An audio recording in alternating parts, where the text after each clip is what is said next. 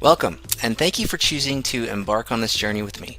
I'm Adam Charrington, the founder and CEO of Charrington Media, and I'm thrilled to have you here. Over the past 20 years, I've immersed myself in the digital marketing industry, navigating its intricate pathways and learning its secrets. I've experienced the peaks of success, the valleys of failure, and everything in between. Now I'm here to share the strategies that truly work. In this training, we're going beyond surface level knowledge. We're dissecting the industry, breaking it down into actionable steps, and revealing the essential elements that make a profitable digital business. With the right guidance, you can navigate this landscape with confidence and precision. That's why I created the Charrington Experience, to equip you with the knowledge, skills, and strategies you need to thrive. Success doesn't happen by accident. It follows a predictable system. I've broken this system into 7 key pillars, each representing a vital component of your business. By mastering these pillars, you're setting yourself up for long-term success. Let's explore each one in detail, starting with the business model. The first pillar of a successful digital business is the business model. Choosing the right one can make or break your success. After testing countless models, one stands out for its simplicity, predictability, and scalability: affiliate marketing, specifically affiliate arbitrage. This strategy leverages paid media to drive sales with the goal of spending less on ads than you make in commissions. Affiliate arbitrage eliminates many of the challenges traditional business owners face. No need to build products, no need to handle customer service, no need to hold inventory. Best of all, you can track your ROI in real time, so you always know how much profit you're making. The second pillar is choosing the right market. Over the years, I've tested nearly every niche imaginable. 2 categories stand out for their profitability and scalability: trendy gadgets and health and wellness. These markets have high demand, consistent buyer interest, and allow for massive scalability. Understanding your audience is key to success. And if there's one demographic that holds massive buying power, it's baby boomers. Despite misconceptions, boomers are active online, spend more than younger generations, and are eager for solutions that improve their lifestyle. This is a goldmine for affiliates. Traffic is the lifeblood of your business, and the best way to scale quickly is through email marketing. Instead of building lists from scratch, we buy ad placements inside high-performing newsletters, allowing us to tap into pre-existing audiences who are ready to buy. The key to success isn't just getting traffic, it's knowing how to scale it profitably. We start with email sponsorships, testing creatives, and optimizing campaigns. Then, once we find winners, we scale up with dedicated emails, where conversions skyrocket.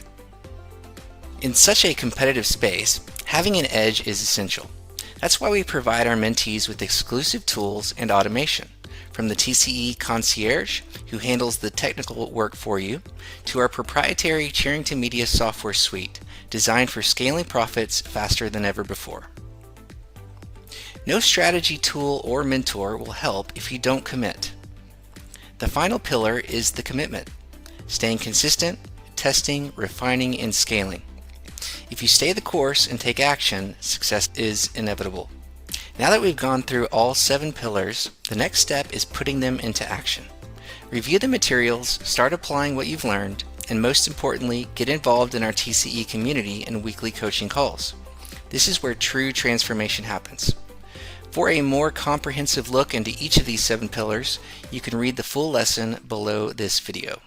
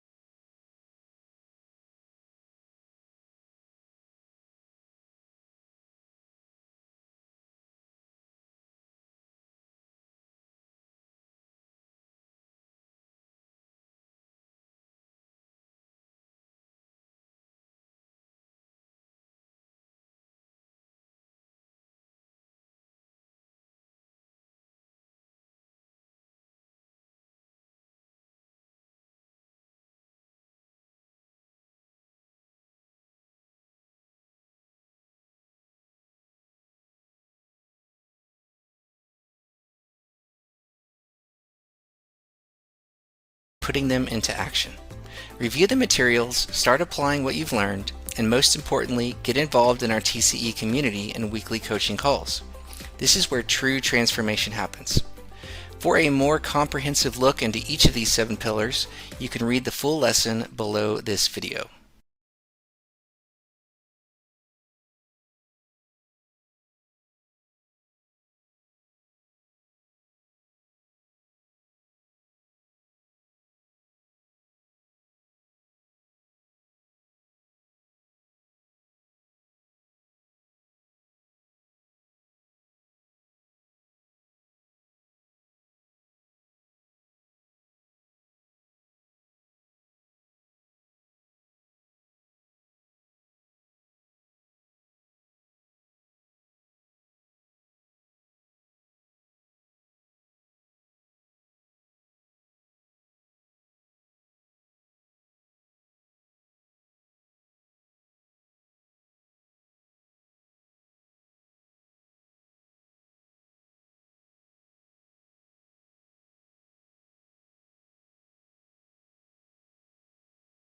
Welcome to Affiliate Arbitrage. Before we get into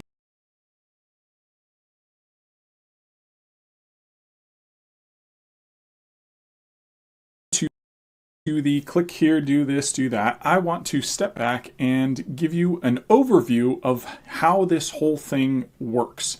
So let's start off with what is affiliate arbitrage and then what is our method.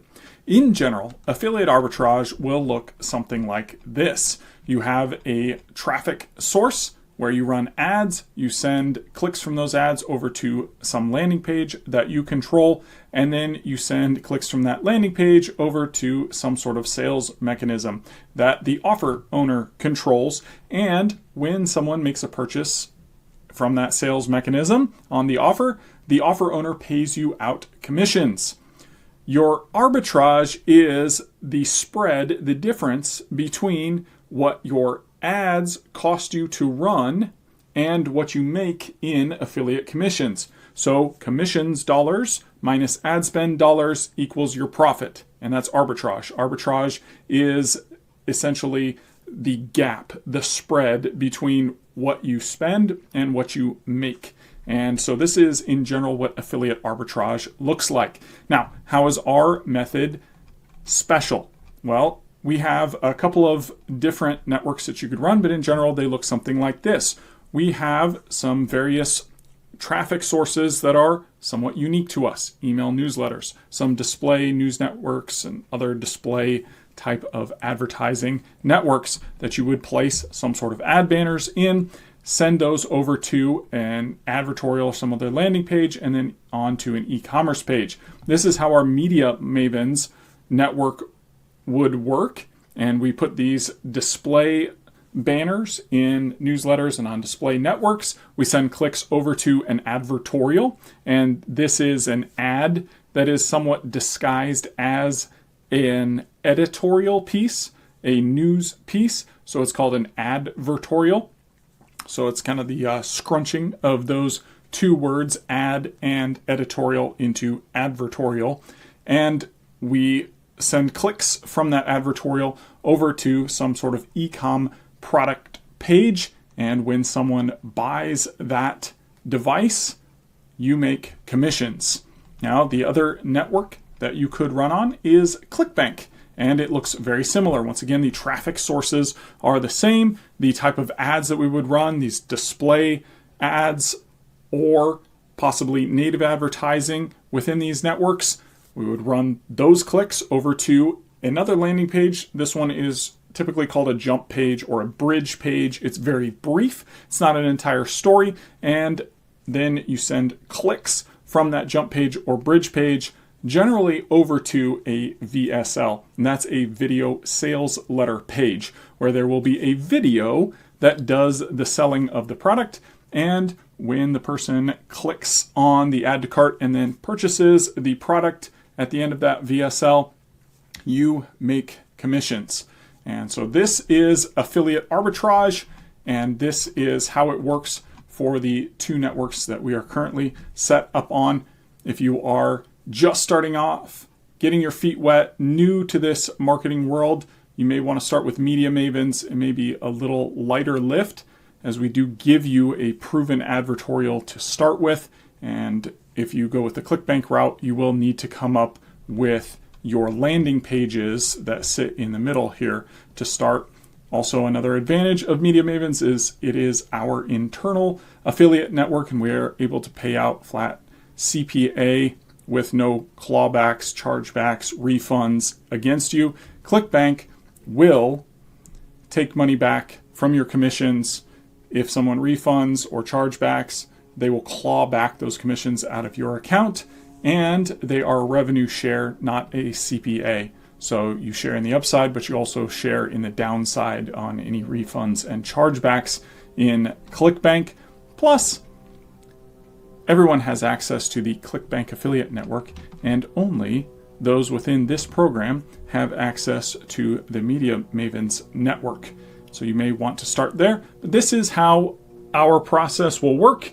In any case, either one you choose, you will be setting up some ads. These will look like display banners. We will run those on 1 or 2 or 3 different traffic sources. We'll just start with one. We'll send those to some sort of a landing page. From there, the clicks will go to some sort of a sales page. And when that person makes a purchase, you will earn commissions. All right, and that's it. It really is that simple. Place some ads, have a landing page set up that drives traffic over to a product page that is already created and optimized, and you collect commissions on the back end. All right, in the next video, we'll dive into the technical what to do first in order to get your first campaign set up and off the ground.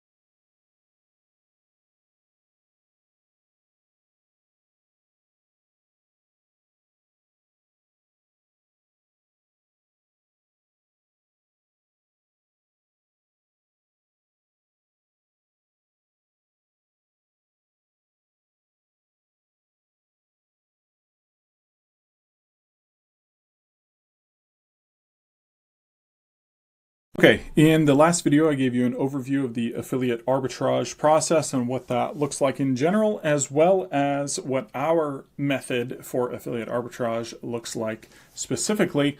Step one for you is to choose which offer network you want to run on. So when you are logged in here to your portal, you will come here to the resources, and you can see second one down is affiliate networks. Click on that, and you will see you have two options. You have Media Mavens, which is our internal offers, and then you have ClickBank.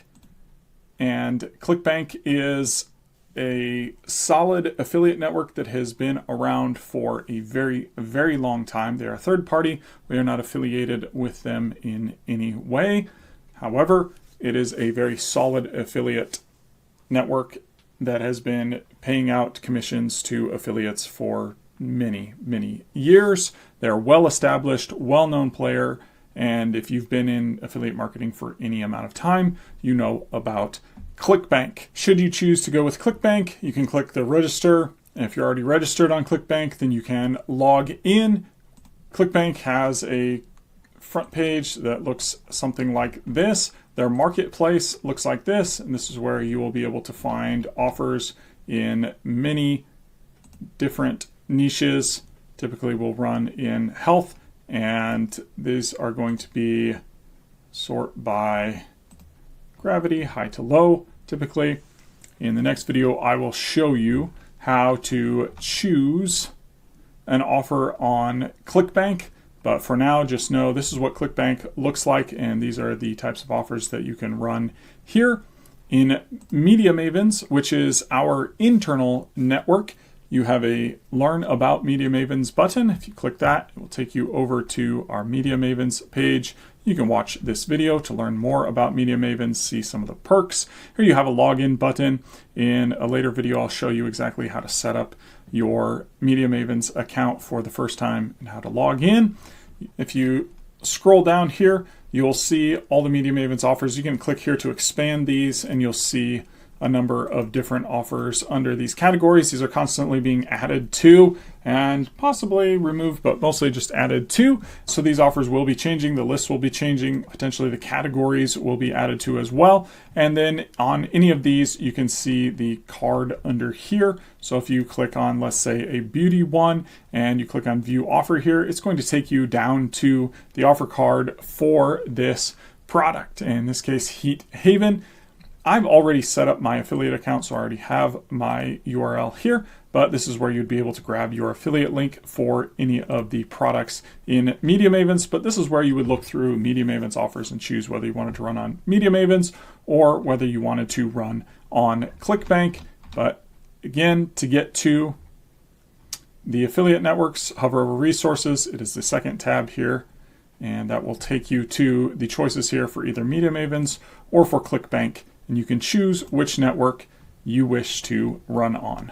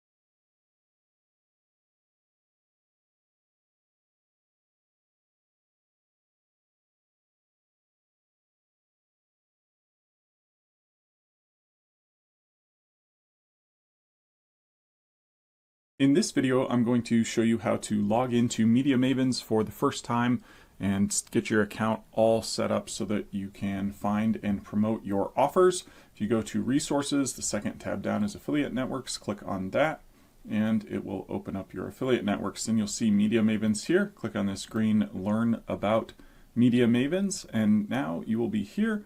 It says Welcome to Media Mavens. You can watch this video at the top to learn about your Media Mavens account. If you scroll down a little bit, you'll see some of the perks of this. And then below here, you will see the Media Mavens offers. And so you can see a number of offers here that you're able to view.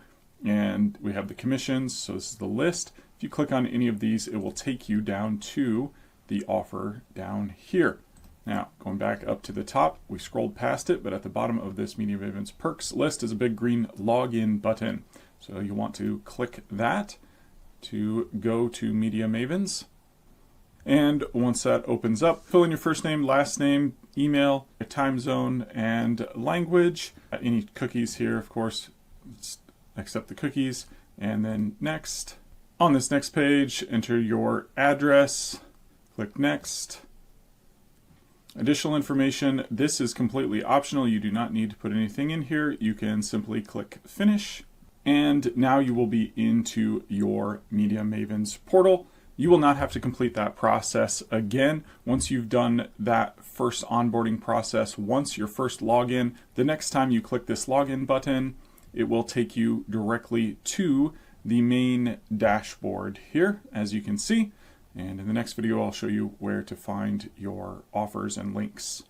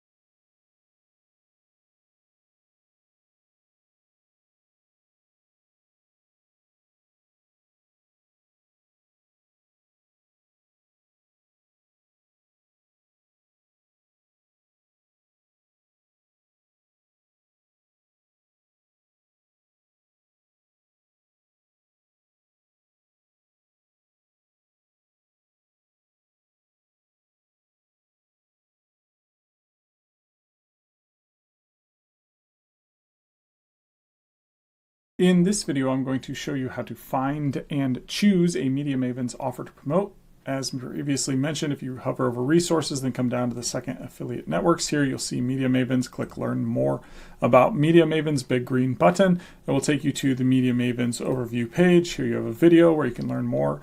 You can read about the perks of Media Mavens. This is where you can log in. Now, to find an offer to promote, I suggest that you stay right on this page. You can click and expand these to see the offers that are in each of these categories. Notice that these offers will be added to and the categories may be added to. We're constantly testing out and adding new products here. So take a look through the list. You'll notice that you have the specific offer cards laid out below, but you do not have to scroll down through them. If you see a name and a description that you are drawn to, for example, Slumber Seal, the wireless sleep symphony, and that piques your interest here, you can go ahead and click on View Offer, and that will scroll you down the page to see the offer card here where you have an image of that offer page, gives you an overall description of what the thing is. You have a link here that you can click that will open up the sales page in a new tab for you to see exactly what the offer page looks like that you'll be promoting.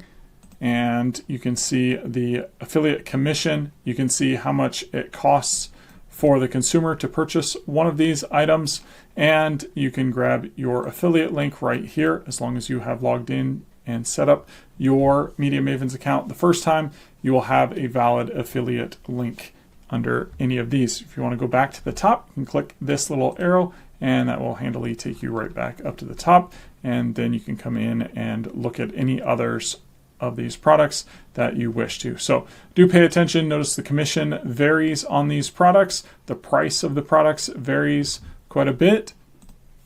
And so find one that resonates with you, that you think you have a good angle and good handle on, that you can promote and that you would feel comfortable advertising. There are lots of great products in here to promote. So find one that you like, that looks good to you, that either you are in the target demographic for that so that you feel you understand it. You might be a potential customer for the product, or you know people who are potential customers for the product, or you are familiar with the market and you feel like you have a good chance of being able to sell that type of product.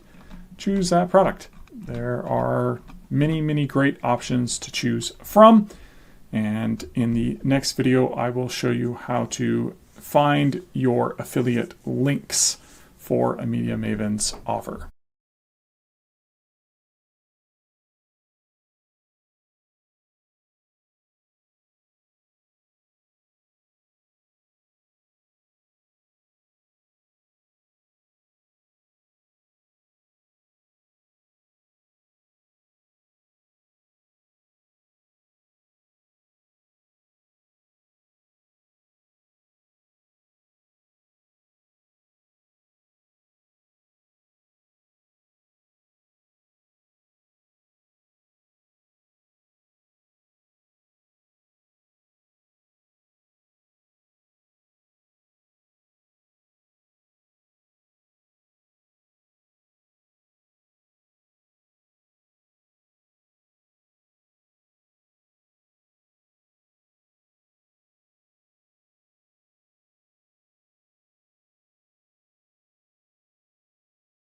In this video, I'll show you how to get your affiliate links for your Media Mavens product. When you are here on the Media Mavens page, you have a couple of different options for getting this. I recommend that you stay right here on this page. Once again, you can go through the categories and find the product here. You can click on View the Offer. When you come down to the offer card, you'll notice that your affiliate link is right here.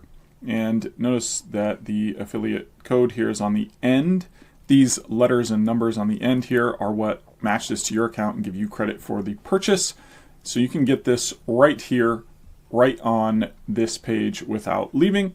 However, if you wish to go over to Media Mavens and click Login and open up your account on the dashboard here, you will see that you do have options for links. Ignore this Media Mavens here, that's just a placeholder, but you can see that all the others are in here, and we've got Skeeter Strike, and now you can see the ref code on the end here matches exactly what it did over here in the portal for this offer. It's the same exact link and same exact ref code. So I recommend staying right here on this Media Mavens offers page. There's no reason to go over to your Media Mavens account, but you can get it over here as well using this drop down and then copying it out of here if you wish.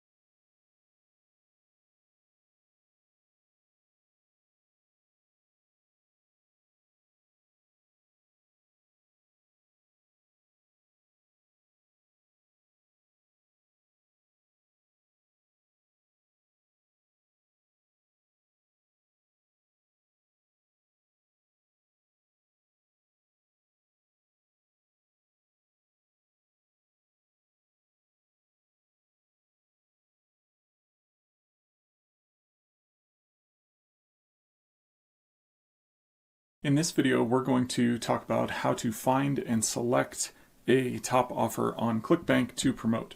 This will be focused more on the technical aspect of how to go about doing that rather than on the philosophy of what type of product to pick. You have multiple options for how to get there. If you are logged into your ClickBank marketplace like this, your ClickBank account, you will see on the left bar affiliate marketplace. You can click on that link and it will take you to a page that looks like this.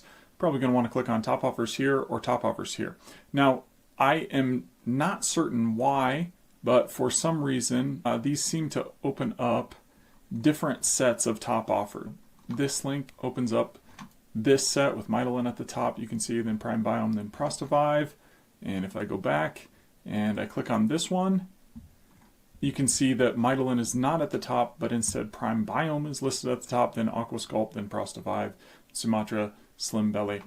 I am not sure exactly why those two top offer links are different. I do not know. But I will tell you, this one gives everything with the current highest ranking gravity score, rank high to low, typically is going to be the highest gravity score here. And so you can see Midolin is at the top, Prime Biome, Prostavive, Aquasculpt, Prodentum, the Genius Wave, Nitric Boost. Now, another way that you can see top offers right now is that's kind of all time, but you can search for ClickBank Affiliate Marketplace, and you have a couple of options here, ClickBank or affiliates. I don't recommend going to View Marketplace, as that will try to get you to create an account, but you can go to the affiliates here. This link is good. clickbank.com/affiliates here. So in the address bar, clickbank.com/affiliates. And then if you hover over this affiliates, click on that. And then down here, go to ClickBank Top Offers. This is going to be a more recent rundown of the best offers. So here, this is for April 2025. So I just released this on April 4th. And here you can see there's some categories, supplements, weight loss, survival. You can just scroll down here. Feel free to watch this video, health and fitness supplement, Nutra offers. This is probably what we are going to be going after. And so here you can see they've got the top 7 listed out here: Prime Biome, Sumatra Slim Belly, Aquasculpt, Prodentum, Prostavive, Alka Water DIY, and Glucotonic. And so number 1 for April is Prime Biome. And then we have the Sumatra Slim Belly, Aquasculpt. Any of these would be fantastic offers to choose. Prodentum is also a strong offer. It's got a good company behind it. They've changed the product and updated the VSL, and they're always working to improve that. Prostavive. Now these are the top ones, and any of these top 3 here, certainly for beauty and weight loss, would be fantastic offers to choose. You can go with any of those. Another resource to look at this is cbsnooper.com, and CB Snooper will allow you to look at all kinds of stats on these, and just Google CB Snooper Prime Biome and top ClickBank products here on CB Snooper, and this will get us right into it. So you can certainly sign up, register for the free trial. You can see stuff for free on here. There will be some ads and things like that, but this can be helpful. You can see where they are at. So these are the top products here, again, listed. They've got the gravity and the movement, and so you can see, how much they've gone up or down recently. There are at their peak. Yeah, there will be ads if you're here on the free version, and that's okay. But you can see offers that are at their peak here. They're at the highest they've ever been. So that might be an indication that they are going up hot here. Midolin's still hot, though it has dropped in gravity some, but it's still very strong. Prime Biome has dropped a little bit, but it's still going strong and up there. We can look over here at Aquasculpt. You do have to be approved. But down here you can see the gravity score over the last 7 days. It's been on an uptrend, so a little bit of a downswing right this moment, but it's been on an upswing trajectory. Overall rank, it's fine, that's good. It's holding pretty steady. Earnings over the last 7 days are still increasing here, so that's good. And up here in this table at the right, you can see quick added to ClickBank Friday, January 10th, 2025. So it's only 3 months old. So this offer hasn't been on ClickBank very long. That's great.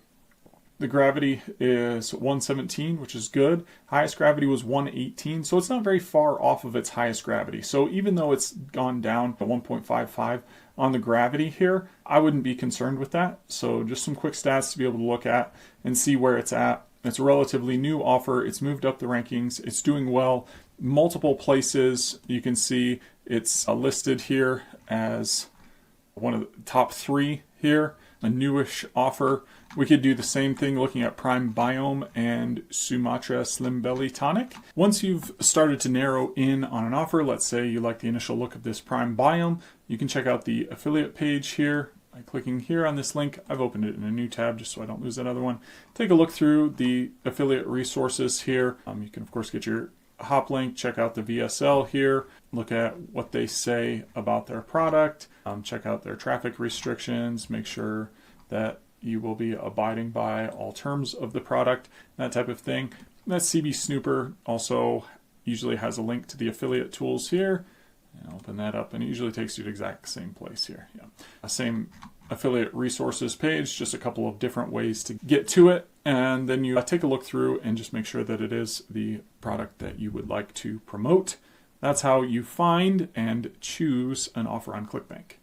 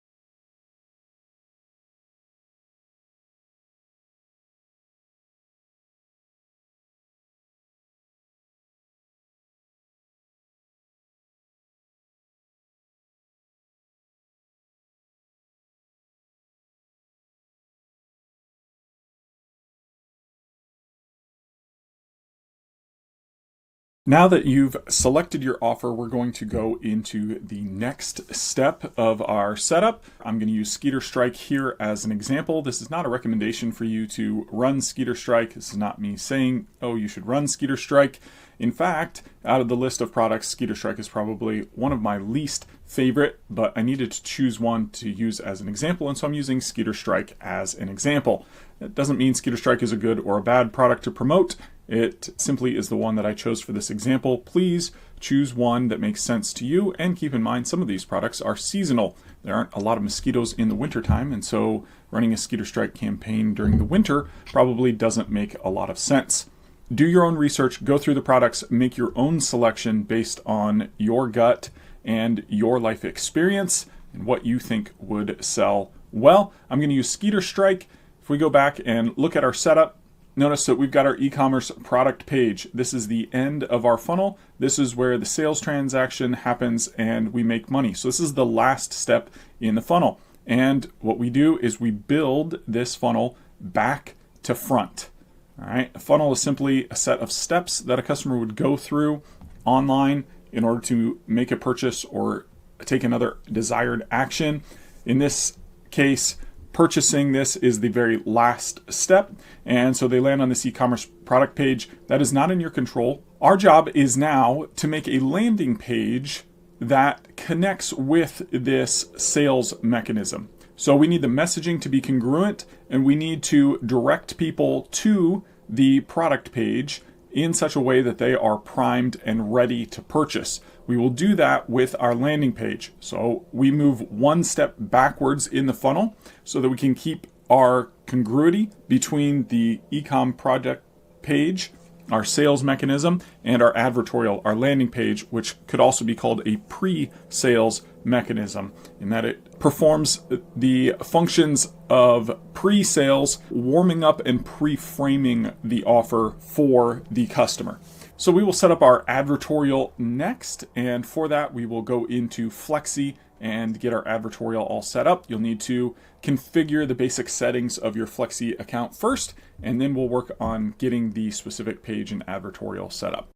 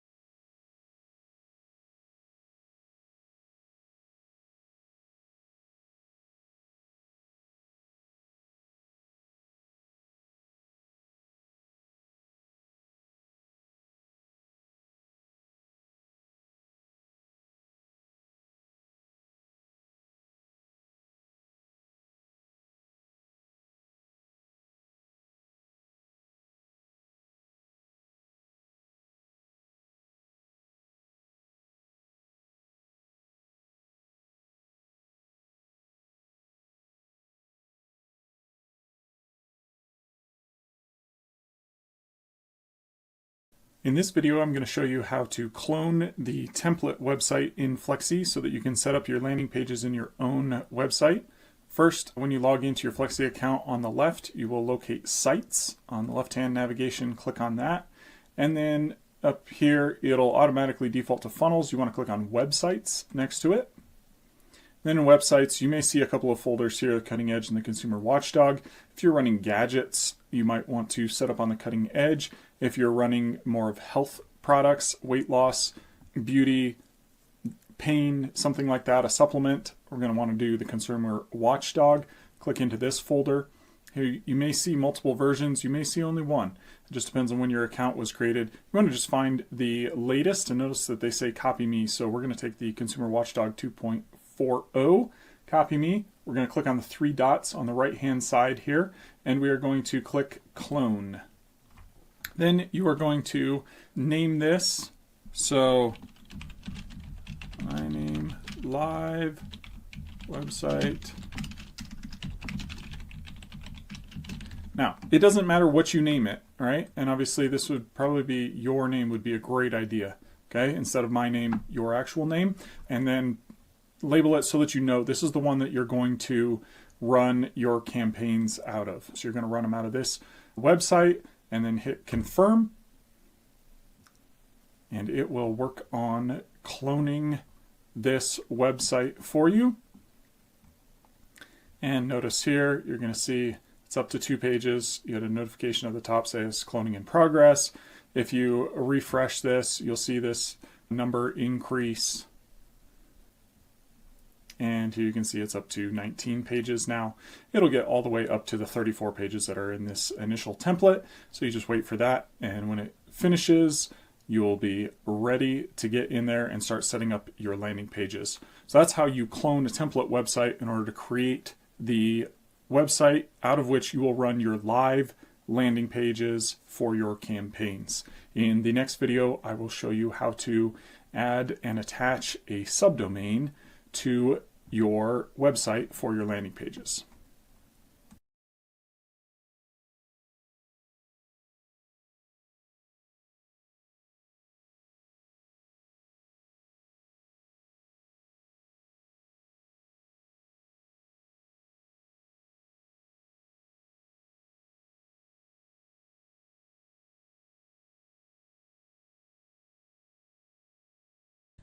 In this video, I'm going to show you how to add a custom subdomain and domain to your Flexi account. If you are here at your sites or a dashboard, doesn't matter, you should see settings down here at the bottom left.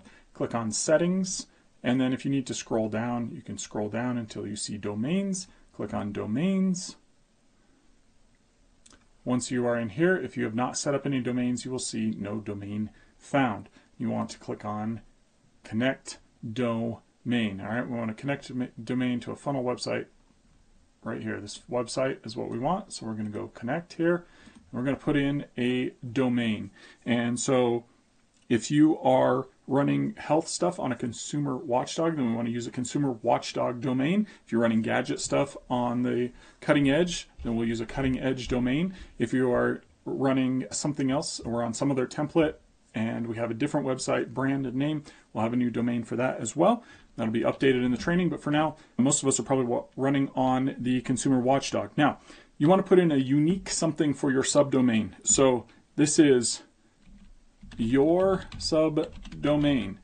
Do not type this exactly like I have typed it in. You will put in something unique to you that you think would be good to have in front of this. All right, so this is unique to you.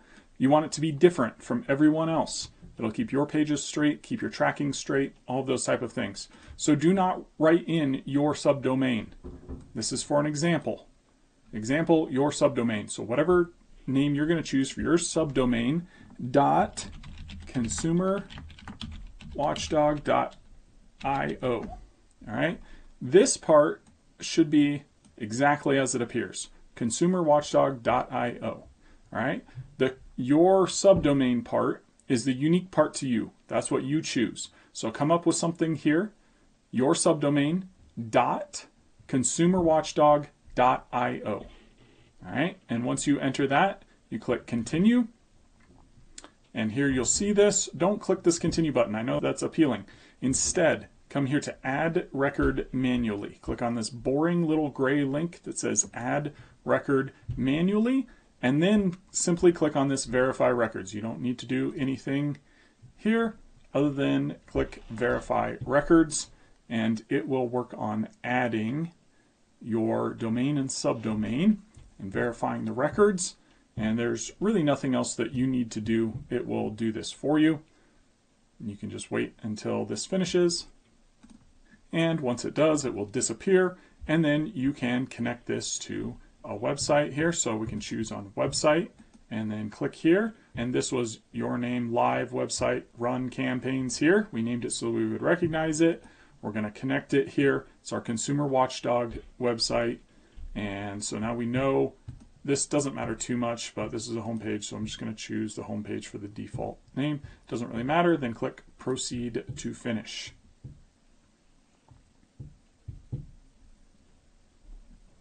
All right, and once it is done, you will see in your domains here, you have your consumerwatchdog.io with the subdomain, your subdomain, once again, which shouldn't be this exact your subdomain. It should be some unique subdomain to you, .consumerwatchdog.io. All right, you've got that one. It's connected to a website. And then if you wish to run a cutting edge instead, I'll show you the domain that we would connect for that one.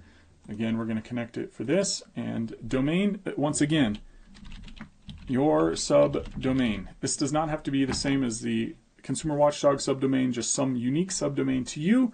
The cutting edge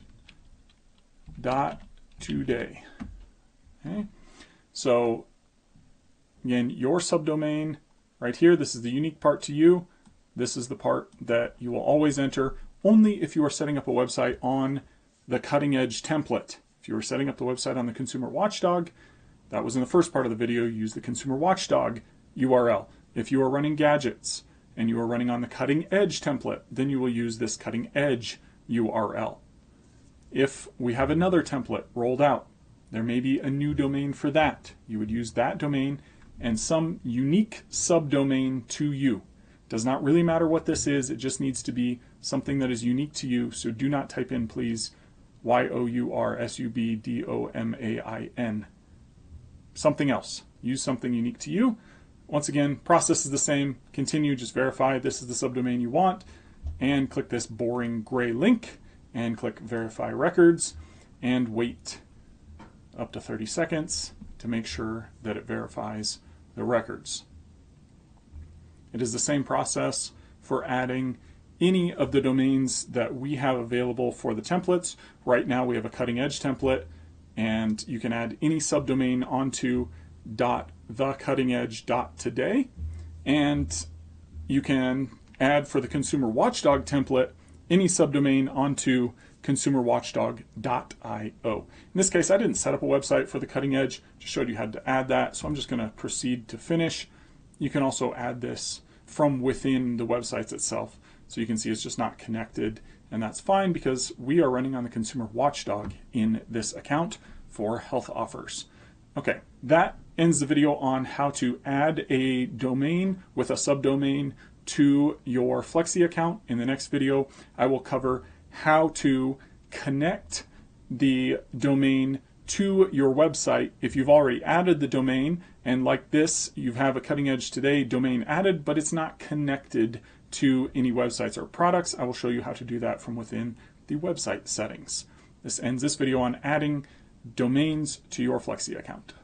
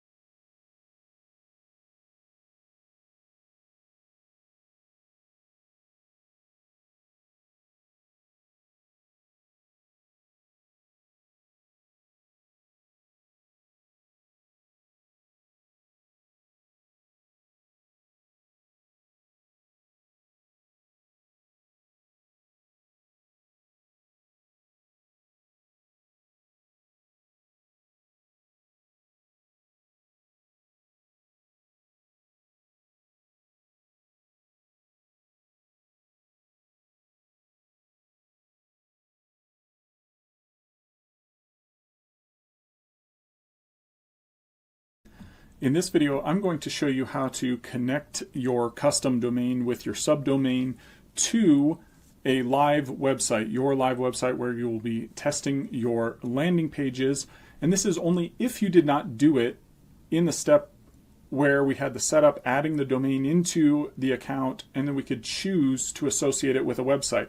We already did that with Consumer Watchdog, and so now when we come into this Consumer Watchdog one and we open up any of these templates here, I'll just open this one up. What you're going to see here, once again, is your subdomain.consumerwatchdog.io. And hopefully yours doesn't say your subdomain, but is rather actually another subdomain that belongs to you, unique to you. But you should see this. So you should see your subdomain.consumerwatchdog.io already attached to this website. Now, we did not connect the cutting edge during that setup, and so I'm going to come into this folder, and I created a clone once again, my name, Cutting Edge Live, Run Gadgets here.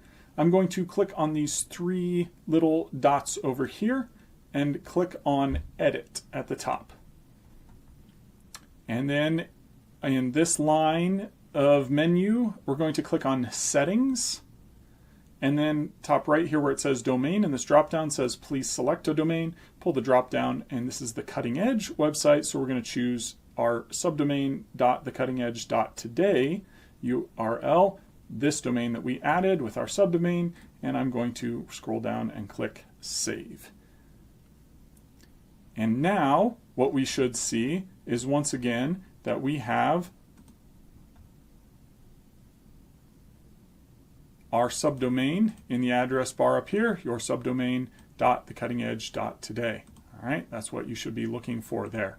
Now, what it would look like if we did not connect is one of these templates that we copied. So we copied over this 4.2, but if I go into the template version, notice when I open up any of these stat pages here, cardiologist was the same page here. If I click on that preview link, notice this says dashboard.getflexi.app. That's what it will look like if you have not connected a domain to your website yet. So once you have connected it, it should look like this, your subdomain.thecuttingedge.today. If you have not connected it successfully, then it will read this dashboard.getflexi.app, in which case you will need to follow the steps that I outlined earlier in this video for connecting the domain, the proper domain, by going to the Settings tab and choosing the domain. That ends this video on connecting a domain to your website for your landing pages.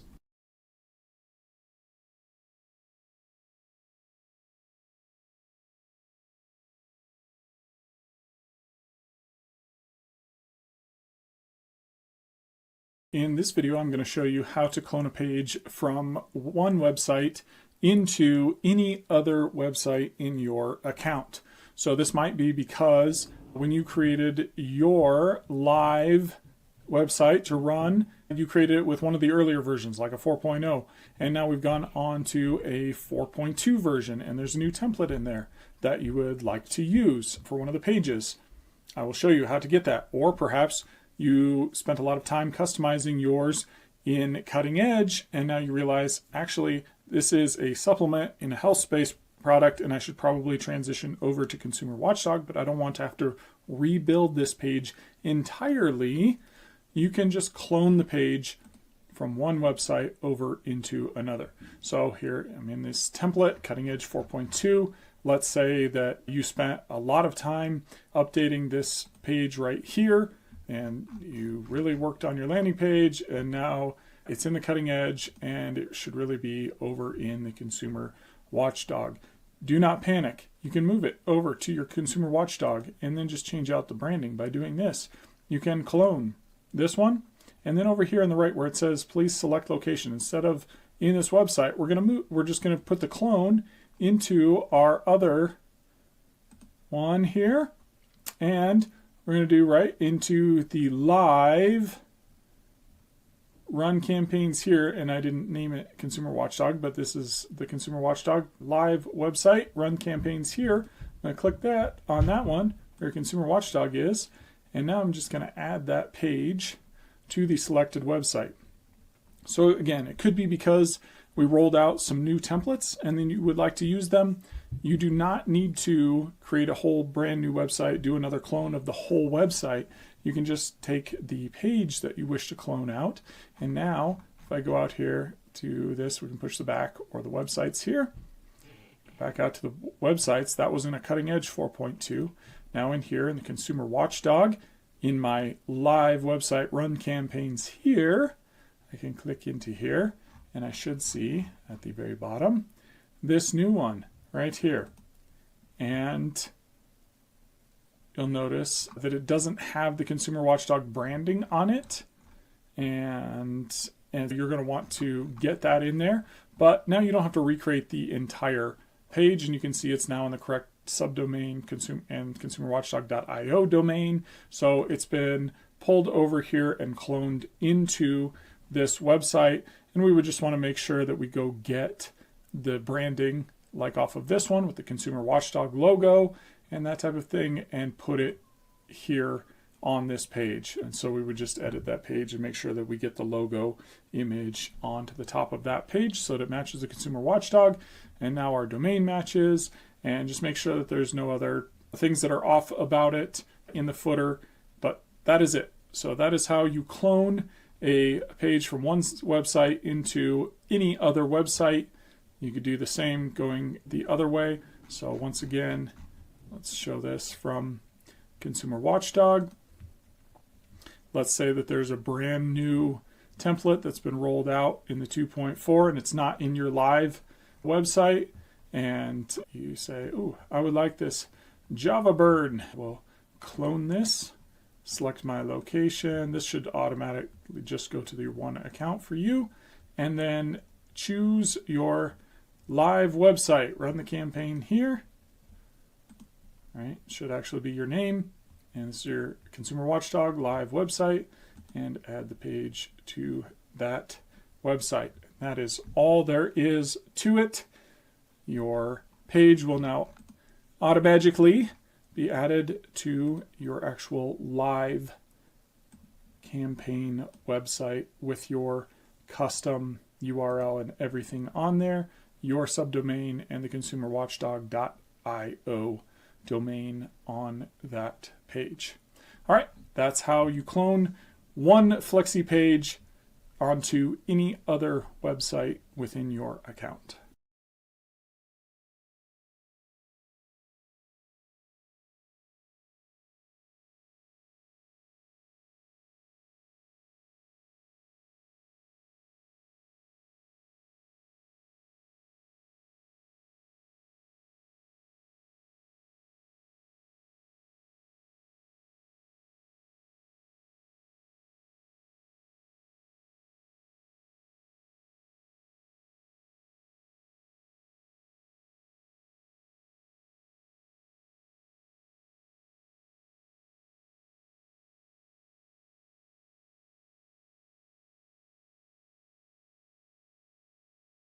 I apologize to my regulars on my Cyborg call.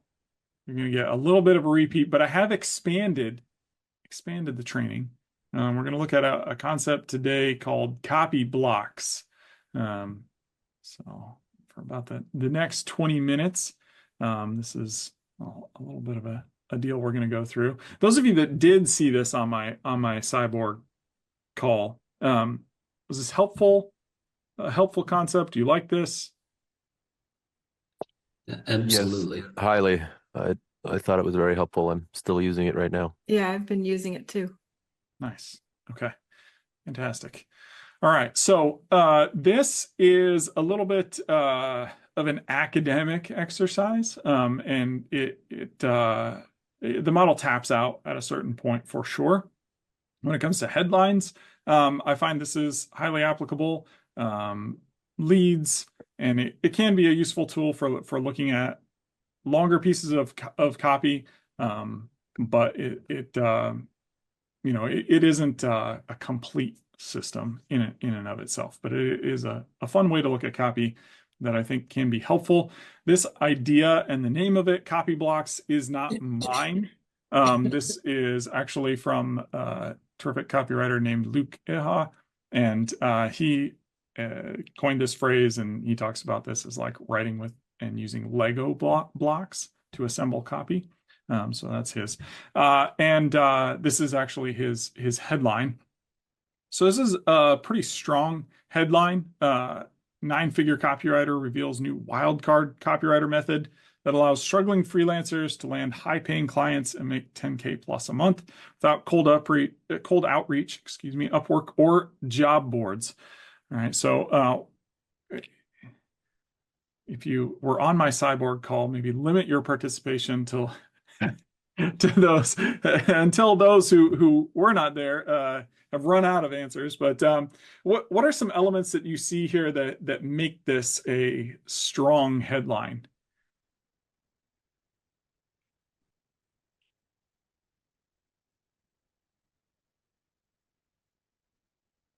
Anybody? Somebody. The 9-figure, Okay. or the wild card, all these different uh things that people want. The 9-figure copywriter, people want to make a lot more money. This 10K a month again on making more money. Okay. The Great. struggling freelancers is what sticks out for me. Okay. Nice. Yeah. Landing high-paying clients. That always works. Okay. Yeah. How would we describe some of these elements? If we're going to put descriptors to these elements, so we could use similar elements, how might we describe the 9-figure copywriter and the role that phrase is playing in this headline? Enticers. Okay, that's an enticer. Okay. It's an Or a authority goal. thing. It's an authority figure. Okay. A couple people are saying authority figure.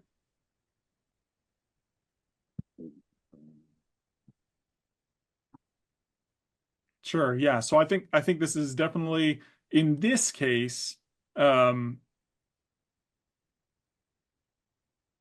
it could be, somebody wants to achieve or aspirational, something like that. In this case, I think it most likely plays the role of authority or credibility.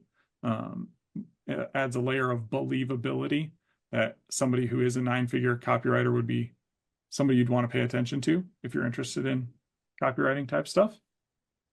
Nice. What about land high-paying clients and make 10K a month? More of a call out, wouldn't that be, to your audience? Okay, what do you mean by call out? Well, if you're looking to attract that kind of avatar that's looking to do that, that's basically giving you the results that you're, hoping to offer. Okay. Yeah. I would Result. see that as a goal. Okay. Results, goal. Okay. Result, yeah, result. Okay. I could say a benefit, like Benefit. what Yeah. they're looking for. Nice. All right. There we go. All right. So benefits, results, goal. Yeah. Great. Final result, yeah. Final result. Okay. Yeah. I've Nice. noticed there's nothing in this headline that indicates the process the person is going to go through to achieve the results. You're mainly holding the authority figure and then the results right afterward. It's kind of noticeable. Okay. No process? Actually, I see the wait a minute. The struggling freelancers as the pain and the land high paying clients and everything as the answer. Yeah. Okay. Yeah. Interesting. Okay. Struggling freelancers. Be painful. Yeah. Good. Pain. Okay. What about this new wildcard copywriter method? Curiosity. Ooh, okay. Curiosity. Nice. Oh yeah. That's your process. Okay. The path you have to take to go that this 9-figure copywriter is going to reveal to you to get to those high-paying clients in the 10K. Okay. Yeah, fantastic. This is a classic headline for my PRO method: person, problem, pain, results, and then offer. Takes you right to it. Okay. Nice. How about this stuff without cold outreach, Upwork, or job boards? Now you differentiated your offer from the other offers that are out there to give you kind of a leading edge against everything else offering that. Okay. It makes it sound like it's easier too. Okay. Interesting. So into my calendar. There's also pain points because people have probably tried doing the cold outreach, and that's why they're struggling freelancers, because they tried Upwork or job boards and all of this stuff. Yeah. Yeah, absolutely. Okay. Yeah, really good stuff. So fantastic. good things. And you can see that it has so many of these different pieces and elements. And so we're going to look at here, I'm going to use a combination of symbols, but we're going to use these labels as a promise block, a pain block, a proof block, a constraint block, and curiosity block.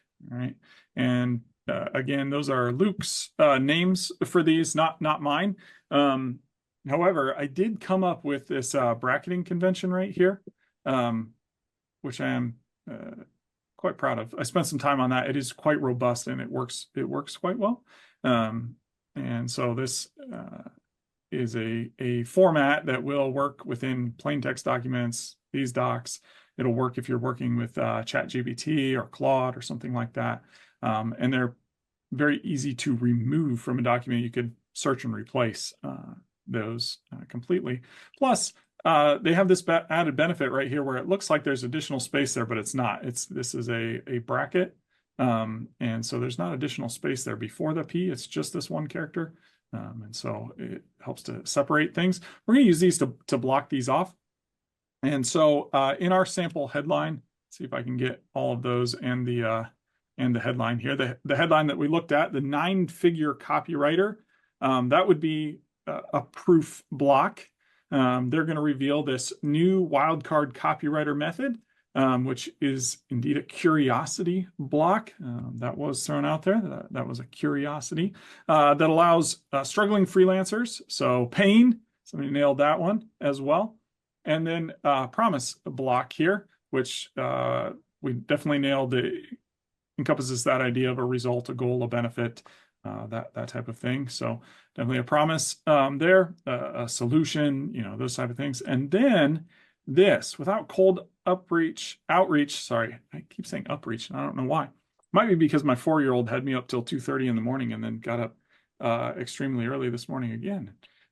So I didn't get a lot of sleep last night. My words may get tangled together, so be warned. When I'm saying maybe incoherent, if that happens, somebody can just stop me and kick me out and take over the call. But these will be constraints.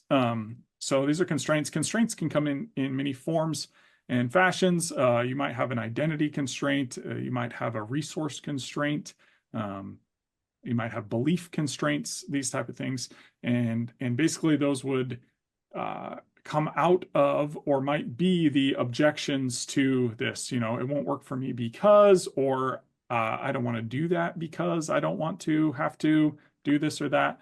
And so we've got these proof, curiosity, pain, promise, and constraint block. And notice that this headline has all of them. And so one of the ways that you can make headlines that may not be as strong is to look at them, analyze, and see, all right, what blocks, copy blocks, might this headline be missing that I could add in here to strengthen this?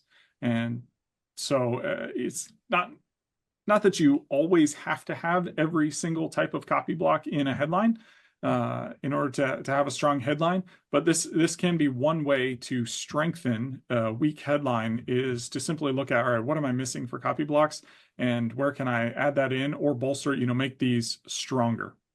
So let's get a little metaphor, because I know it might be difficult to wrap your head around what each of these copy blocks are from that. It's been a very short explanation up to this point. So here's a metaphor for this. So imagine the prospective customer, your customer avatar, is on one side of a canyon. So they're on Pain Plateau, all right? And they're trying to get to the other side, the promised land. And you have a bridge that can take them there. Right? The pain block is where they're currently at, all right? So they're on Pain Plateau, that's that pain block. Where they're currently at, located without your offer.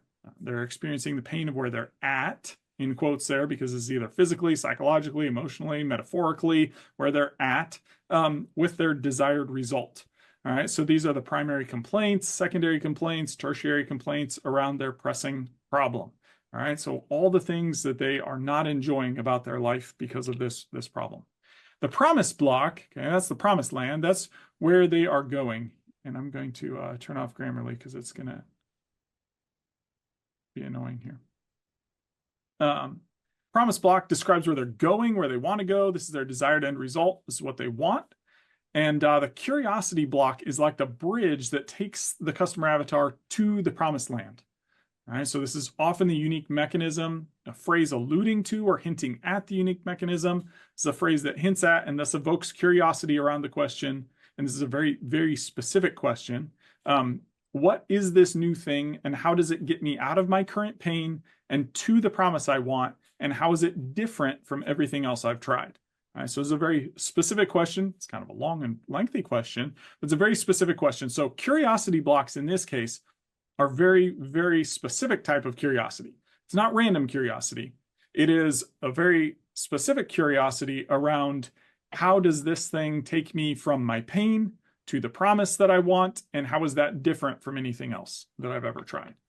So it's not any random type of curiosity. It's a very specific form of curiosity.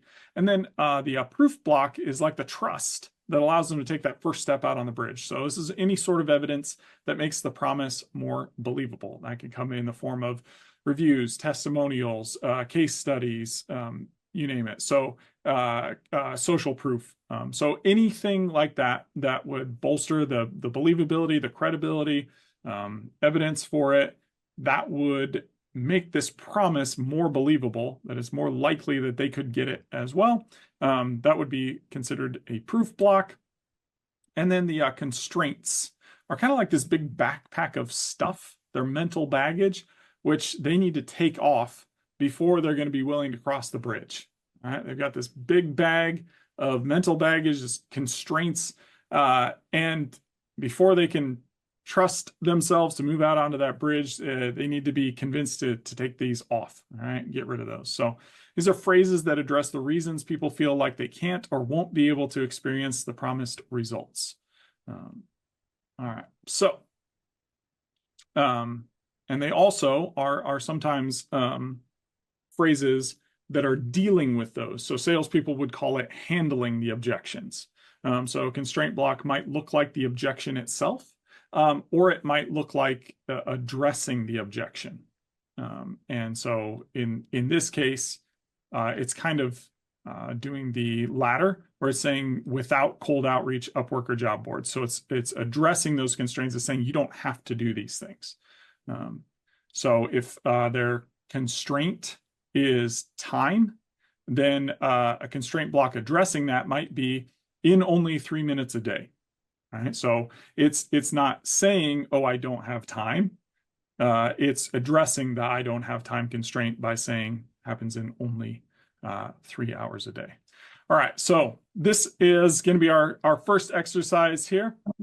I'll give you a moment to kind of read through this headline here. Portugal's most notorious playboy reveals how to go from struggling with women to effortlessly dating high-quality 9s and 10s using the automatic attraction system. It works without being rich, famous, or even good-looking.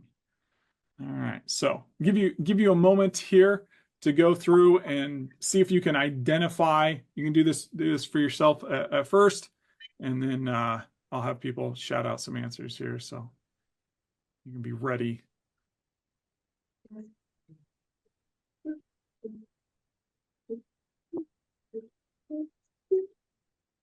I Got the Jeopardy theme going, huh? sorry. Oh, I'm sorry. Okay. That's all right, Meg. No, it's fantastic. We had a little music to work by. So let's see here. Yeah, don't worry. This is just a learning exercise. So it's not important whether you get it right or wrong. It's whether you learn something or not. So this isn't a test. It's not school. As long as you learn, you're winning, moving in the right direction. All right, let's all right, start off. All right, what does somebody see as a block that they want to point out? Christy, you got a hand up. Go for it. I've got a lot of blocks. I just don't know if I am only to pick one. Sure, let's just start with one. We'll give some. Okay, Well, the end. Sorry. I'll do the curiosity block. That automatic attraction system, I think, is the curiosity block. Okay. I would agree. That would be a curiosity block. All right. The end. Works without being rich, famous, or even good looking would be the constraint. Yeah, okay. Love it. Good, good.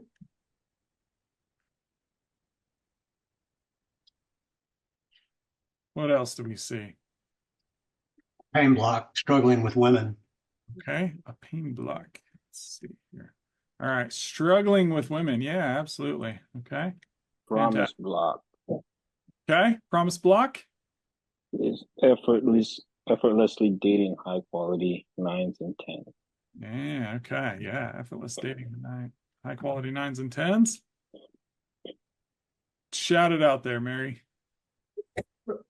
The proof Somebody- block is the most notorious, or Portugal's most notorious playboy. All right, that's the what? Proof block. Okay, Portugal's Yeah. most. Yeah, that's a proof block. Okay.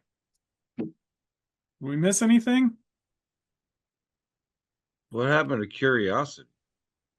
What happened to curiosity? That's Automatic. automatic attraction system. Automatic attraction. Yeah, it my Oh, It's there there. it is. You marked it. it's the headline as we add these in, Okay. it's using the headline, and so things are getting a little wonky looking. Yeah, so it's there. It just got a little rearranged. Okay, fantastic. So yeah, man, you guys are experts at this already. So a few things that I might point out. Okay, notice this Portugal's most notorious playboy. Notice that we mark this as a proof block. However, if you were in any other market other than young men interested in dating women, this would probably not be a proof block, right? This would probably be the anti-proof block. This is not somebody you're listening to, right? A notorious playboy. So be aware that all of these are very context specific. They're offer specific, they're customer avatar specific. And so what is a proof block for one offer or one customer avatar might be the exact opposite. It might be an anti-credential. You'll see this often in the health space. So if your offer is more of an alternative health offer, the established scientific and medical communities may be pegged as the enemy. They're the terrible people who are doing all these terrible things and keeping you in the dark and just want to keep you on drugs and cut you open with their scalpels and these type of things. And so, like, doctor or scientist or medical community or whatnot in that sense becomes an enemy, and it's not a proof block. Whereas if you have an offer in that space that relies on more scientific evidence, medical community, the authority of doctors to prove how valuable this is, then that becomes a proof block in that case. And so it's not that a specific term, phrase, or what is always going to be one of these type of blocks. It's going to be context specific to your offer, to your avatar. Can these blocks go in any order in a headline? Yeah, great question. Yes. Pretty much. No. Yeah, pretty much no specific arrangement that you have to have. So have them in different orders. All right. I think we nailed this. What was the answer there? I'm going to skip this one. This is ancient tribe. And I'm going to go to something more like this. Some of these are from some of our products and advertorials. All right, so this 62-year-old woman thought she'd never dance again due to neuropathy, but she found relief without medication or surgery. What do we see there? Pain block is never dance again due to neuropathy. Okay. Great. Or never dance again, and due to neuropathy, wouldn't that be constraint? That's a pain. Interesting. Mm-hmm. So what are we thinking? After the never dance again, or including the due to neuropathy? I think that never dance again would be the pain and the neuropathy would be the constraint. Okay.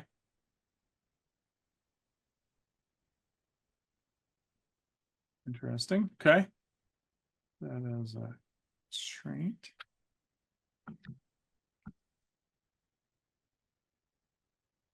All right, so let's talk about that a little bit here. I got something real quick.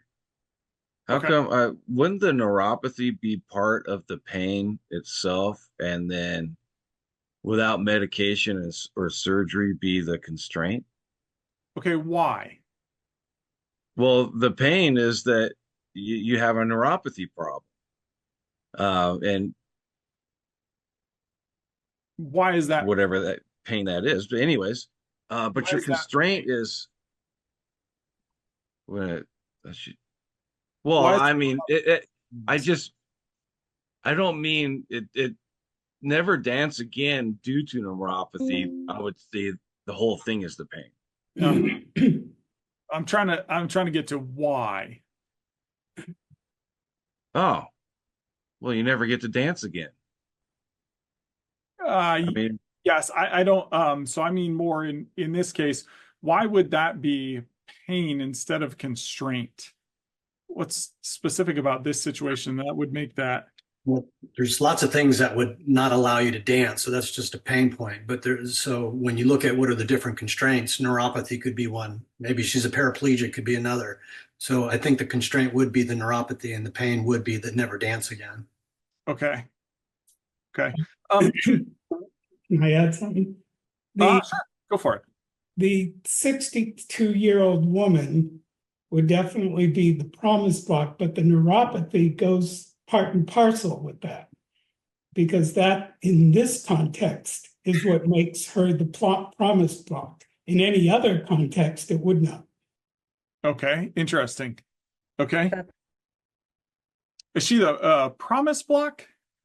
Like, is this the promise block is found relief, right? I'm sorry, the proof block.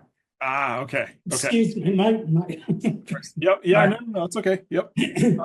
So I think this 60-year-old woman is a proof block. So I want to come back to this. Why is this a proof block here? Because of her neuropathy. Okay. Sort of. She's the actual evidence. Yeah, This 62-year-old woman is the evidence of, thought she'd never dance again due to the neuropathy, but found relief without medication or surgery. Okay.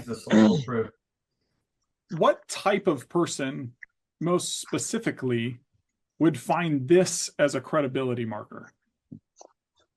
Just this phrase, this 60-year-old woman. So let's set aside the neuropathy and whatnot for this second, but just what type of person is most likely to find this as a someone who's similar age or older? Yeah. Mature adult.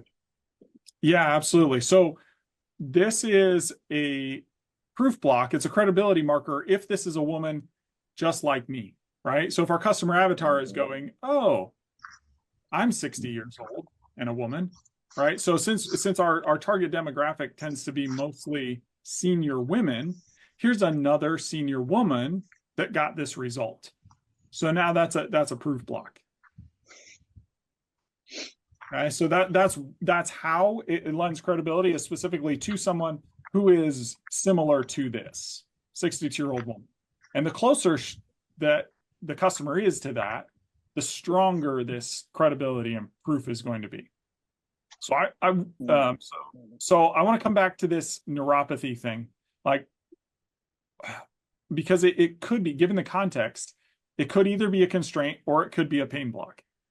What is it in this case and why? And in this case, I would tend to say that it is part of the pain.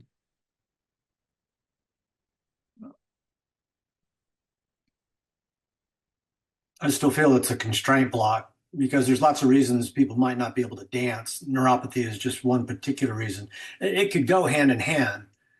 but it's the cause of her inability to dance is the pain from the neuropathy. Okay.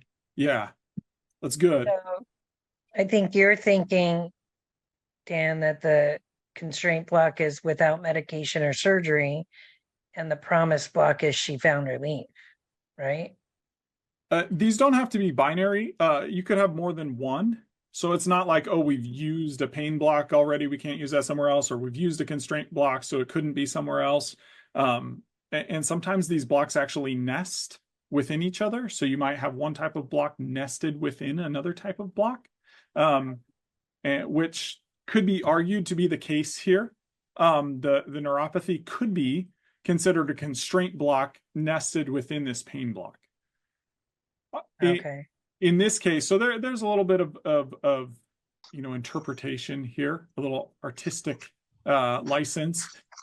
In this case, what I think makes this most likely part of the pain, the neuropathy, is that the context of the offer, which is NeuroEase, which is specifically a product marketed to and targeted to our sales page, people with neuropathy as a neuropathy solution for them. So in this case, I think it's mostly calling out their pain. It could be considered a constraint, but in this case, because we're marketing to someone with neuropathy, that neuropathy is mostly their pain point in this case.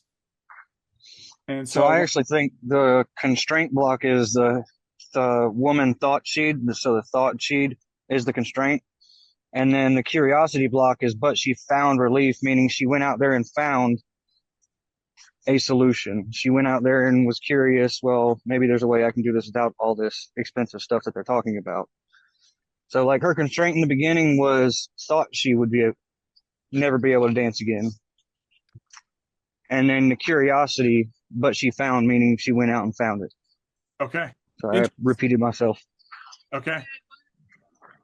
Yeah, interesting. Okay. Yeah, that's an interesting way to look at it. We could definitely look at this as this would be a belief constraint here that's being addressed. She thought she'd never dance again. So that is definitely, and so here we see kind of nesting and overlapping ones. That is, and some of our customers might be having that belief constraint. They think, oh, I'd never be able to do this again. Dance, hike, walk without a assistance of a cane walker or something, that type of thing. So yeah, definitely a constraint there. But she found relief. You're saying that's what are you saying about that particularly? Is she found relief was the what? Promise block. Okay, yeah, that's what I see it. And then without medication or surgery would be the constraint. Yeah, that's how I would see that. So found relief, that's what they'd like, and without medication or surgery. Curiosity. Because there's different ways to have relief. One of them is without medication or surgery. Yeah. So that could be a curiosity, and how can you get relief without medication? It could, yeah, it could have a little bit of curiosity there. I think it's mostly constraint without medication or surgery. And I think we could strengthen this one a lot by adding in an actual curiosity block. Because we don't really talk about the how they're going to get there. We talk about what they don't have to do. Those would be the constraints, really. Oh, but I don't want to take medication that makes me hazy and whatnot. Yeah, I don't want to have surgery, like those type of things. These are more strongly constraint blocks, but there's not really anything in there to tie this to the going from pain to promise via this mechanism. We don't really have any good curiosity here. So I think we could actually add a curiosity block. What's that? But she found relief as the curiosity. You wouldn't. There is some curiosity there. Yeah. However, it's very weak, I would say. You know, that like there's going to be some curiosity elements in kind of all this. But mostly that's just a promise. And again, I would say it's a pretty weak promise. It's not a great, you know, it's not a great promise. It's not very specific. It's very general. It doesn't have any real like tangible, visceral feel to it per se. And so it's not as strong as it could be. I'd be curious how she found relief, I guess is what I was thinking. Sure. Yep. Your curiosity block by using this simple technique or using this device would be then a curiosity block. Yeah. So there is definitely some curiosity generated here, but I don't think we have a really great like curiosity block in here. Right. You know, with this 15-minute couch trick. Something, you know, something like that. So we could add in something that actually would be a strong curiosity block. All right. And again, like this tool it's fairly robust. It's good. It does have some limitations, and you'll find like, oh, is this a curiosity block? Is this a constraint block or a pain block or whatnot? So you don't necessarily need to spin yourself in circles over trying to define and mark these off, but it's just a helpful tool to have us look at. Here's another one. This headline, I tested lots and lots and lots of headlines against this thing. This thing is hard to beat. Let me tell you. For as simple as it looks, it's a pretty hard headline to beat. So this will be our last one. What's that? You beat it? Is that what you said? Yeah, 2 or 3 of mine beat it. Nice. Yeah, you're just better at headlines than I am. Maybe lucky. Yeah. It's just saying it's doable, you guys. Oh yeah. Don't let him dissuade you. Challenge accepted. It's definitely doable. I mean, it was done, but it took some doing. Like it's a pretty strong headline. It's had some testing behind it. It's had a good bit of testing behind it. So, all right. So what do we see for blocks here? This will be the last one I'm going to wrap. Go make some burgers. Wards off mosquito bites would be your promise block. Okay. Love it. Breaking would be the curiosity. I would include this instantly. Wards off mosquito bites. Breaking curiosity. Okay. I would add sweeping the nation to curiosity as well. And that may also be a proof block because everyone's doing it. Mm-hmm. Is it also welcome a bite-free summer a promise block? Okay, love it. Yes. Yeah, so sweeping the nation, in this case, I think it most strongly plays the function of like social proof. Yeah, I agree. Credibility. Yeah. So I think that, and then a bite-free summer. Yes, please, huh? Where was I? Here I am. Promise, yeah. Another promise, okay. Bite-free summer. Okay. Words off. Okay.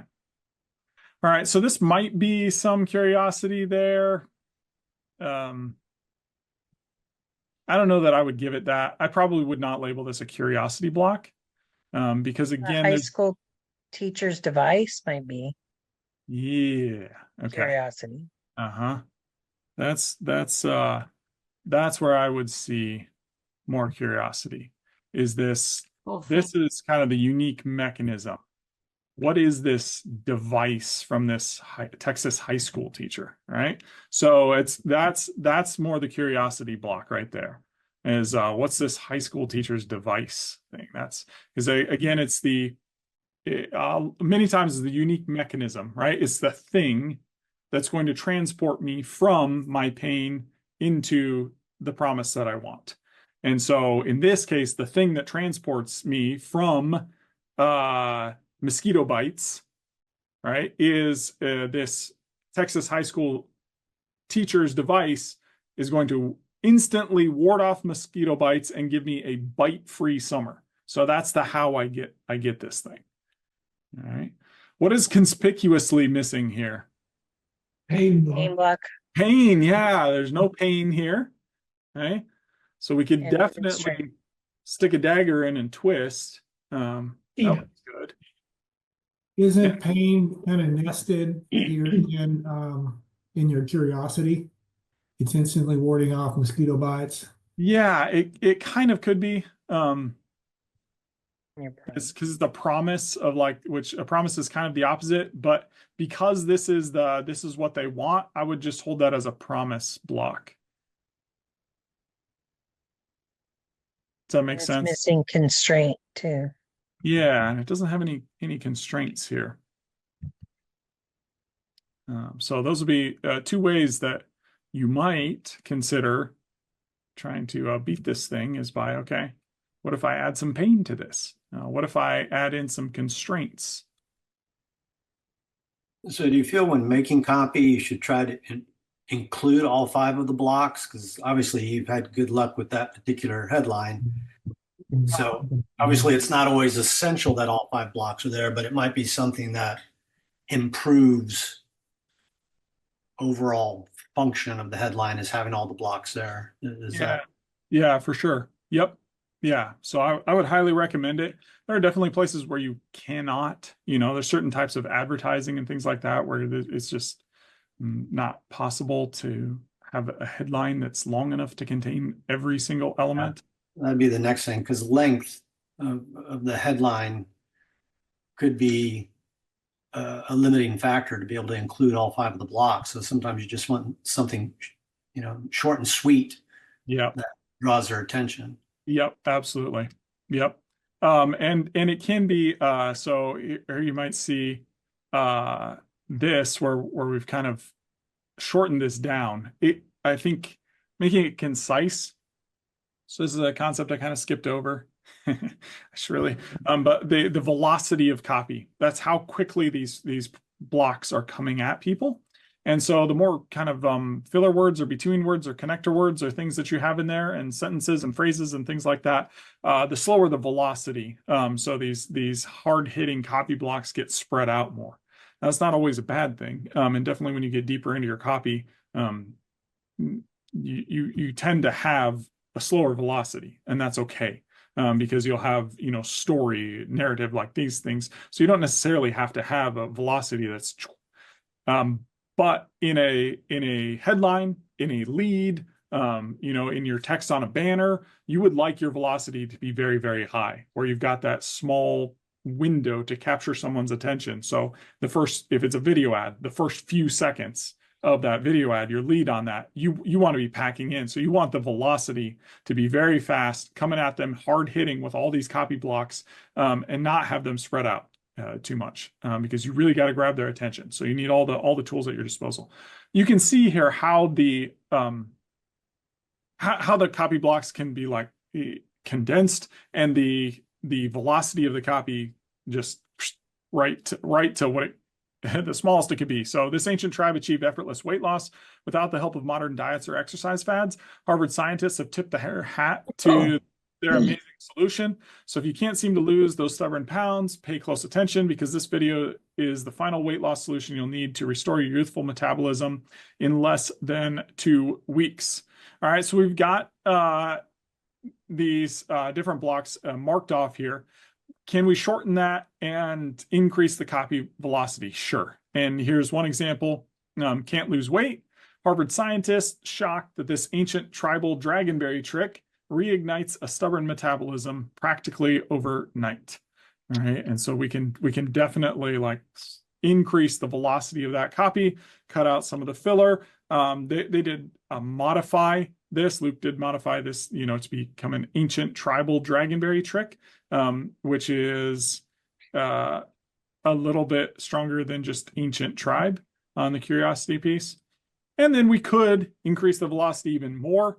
Fat, Harvard lemon drops cure fat overnight, which isn't like the worst ever, but there's maybe something to be desired there. So you could definitely overdo it by trying to, cram these in and get them down there. But you can see that you could fit in every copy block in a very short span there. So not a terribly long headline, but it does it's very succinct, but it's also a little bit over the top probably. So might not be as smooth for people. All right, I think I'll wrap it there. Any parting shots? We get a copy of this, or where do we find this? No way. Let me see here. Way. Maybe copy this link. All right. Throw this in the group meeting chat. All right, that's how you find it.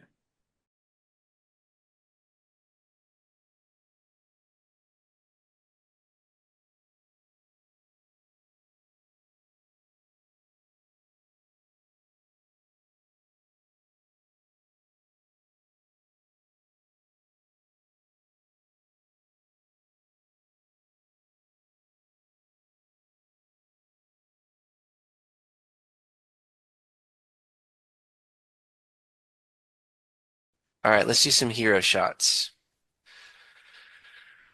Okay, what is a hero shot again? It's this image right here. Now you don't really need a super specific size for this. I think this is like every template in Flexi is going to be different with the hero shot size. What I found is it's more the aspect ratio or the look. It's a rectangle, right? So just make sure it's big enough to where you don't want to like a 100 by 50 tiny rectangle because it'll blow up to the size that you're looking at. You want to make sure it's going to be a decent size initially. And so I'm going to recommend 800 by 500 because that's what I use for all my stuff. And in Gifster, which is where we're going to go next, that is one of the settings. So, all right, so we're promoting Java Burn, right? And Java Burn, for those of you who don't know, it's just all about a coffee hack or espresso or a home brew, cold brew kind of hack. And those are the types of images that we can use in our banners and then also on our landing pages there for the hero shots. And so what I want to do is use Gifster to find some hero shots. And so I'm going to say coffee hack. All right. And so you can actually watch the video to see if it's going to get some like photogenic shots here that you can use. What I'm looking for are videos that don't have a lot of text, not a lot of branding, not a lot of people in them, but more just like the thing that I type in, like the coffee hack. Sometimes I'll put like coffee filter hack or pouring into coffee filter, like something specific that I want to see used as a GIF. But so this one has a lot of, if you scroll through here on the bar down here, it's got a lot of text all throughout it, so I'm just not going to use it. We might look at this one and just scroll.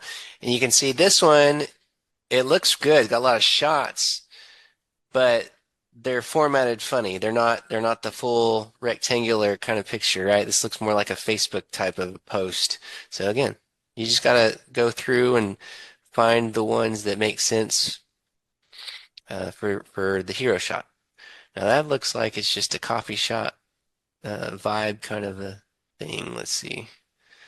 And what you can always do, and this is what I've done previously, just so we don't have to wait for Gifster to run its course. I went to YouTube. I searched for coffee hack. We can do this. Coffee hack. All right, coffee loophole. And you can see this is a vertical video, so we don't want that. Coffee hack for cholesterol. There's not a whole lot of good shots in there. Ooh, there's some good ones in here. Okay, so what I would do is I would click on this video. It's a survey, but here, let me skip this. Pause it. You would grab this URL, copy it, go back into Gifster, paste it in up here, and then hit enter. Do you want to add this video to the queue or create a GIF from it? I'm going to add it to the queue. So it adds it into your queue. So you can go out and do that as many times as you want. So you're probably going to have better luck going to YouTube first, finding the video that you want, and then bringing it in as opposed to searching right here. But do that with as many videos as you want, 5, 10 videos. And what you're really looking for are just like a couple good, solid shots per video that can be turned into GIFs. And I'm going to show you how to do that here. And so what you do then is, if you got one in the queue, right? You come down here to the bottom and you see 800 by 500 down here. Let me see if I can zoom in. You'll see that? It's already selected by default. So you can close it off and then select the dimensions. Here's some preset dimensions. The 800 by 500 is for the landing page hero shot. All right, so we're going to be making GIFs here in just a second out of these exact dimensions, and that's the perfect one for the landing page hero shot. All of these others are for different sizes, like 300 by 170. That's a 300 by 250 banner. The 400 by 250 is the 970 by 250 banner. The 970 by 450 is the 970 by 550 banner. It's a big rectangle, right? So we have these preset sizes that we are commonly used. But since we're doing the landing page hero shot, let's do 800 by 500. This select time frame is the length of the GIF. The longer the GIF, the larger the file size, and we need to stay under 2 megabits on per file for these. And they're already huge. They're 800 by 500. And so when you're doing the big ones, I would say 1 second, 2 second GIF. So I'm going to say 1 second. Okay. And then process queue. GIF generation in progress. And so it's going to redirect you here. Let me zoom out to the download page, and it's going to start doing its thing. All right. It's going to make 483 GIFs. So what it does is you chose 1 second GIFs. So for every second in the video, of the entire video, it's going to make a GIF. So it takes a little time when you're doing 483. But I did several down here already before the call just so we'd have some stuff to look at. This would probably take 15 minutes. It's not like you have to wait hours. 15, 20 minutes, this thing would be done. But let's go ahead and look at some of these others that I did here. So like this first one, 800 by 500. Just click on it. And I think I did 2 second GIFs for all of these, not 1 second. So these are all going to be 2 seconds. But we're just going to scroll until we find ones that we feel like would make good landing page hero shots. And so I don't like using people's faces. I don't like getting text in them. I like photogenic stuff, right? Photogenic, it just makes you really curious as to what it is. Like this one right here. I love it. It's like, what do we have there? What's in her hand? You click on that little download button, it downloads it. So that'll be one of the hero shots that we test. And you want to be selective here. You don't need a ton. I would go for 10 probably to start, 10 hero shots. And so if you're looking at like a dozen videos, you may only just take 1 or 2 from each one, unless there's just a video that's just crushing it and you got all 10 in one video. That sometimes happens, but let's see what else. All of these are very similar. Okay. I love it. Pouring the coffee into the filter. That'll work for me. Ooh. Yeah, and this one I actually downloaded earlier, so I already got it, but I can download it again. I love this. It just looks super tasty and it's interesting. All right, so we want to go back to downloads to then look at the next video. Do we have to worry about like the people on the video coming back after us someday and say, gosh, you didn't get my permission to use me in that video? Do you have any concerns around that, or should we watch out for that? Don't use people in the video. Yeah, don't use their faces. Don't use their names. Awesome. No, never do that. Thank you. Yeah. Stuff like this, though, I love it. Look at this. That is so good. I'm gonna download that. I think it's perfect. Yeah, no, if there's branding of any kind, no, don't use any of that. Stay away from all that. Awesome. Thanks. I downloaded this one earlier. He's stirring. I kind of like that. There's just not, I don't know, there's too much like gray, so I'm not even gonna do that.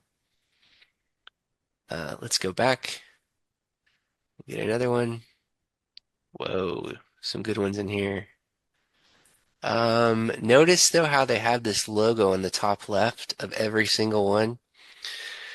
So this is one where if I loved all the shots or a couple of the shots and I just really wanted to test them out, and it looks like I will, these are so good.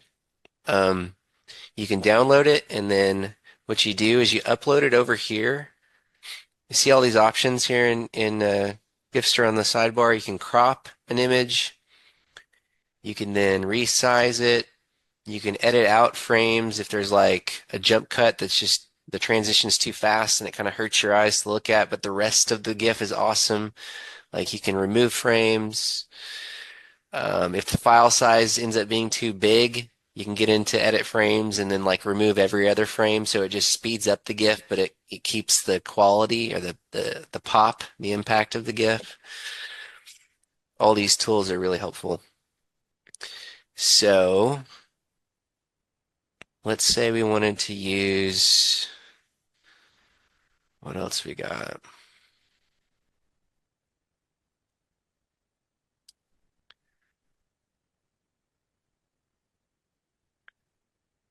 This is just interesting to me. I don't know what this guy is doing. I don't know. It looks like a tasty drink in a sandbox. Doesn't it? That's what I was thinking. Yeah. So I'm going to download it and we're going to try it.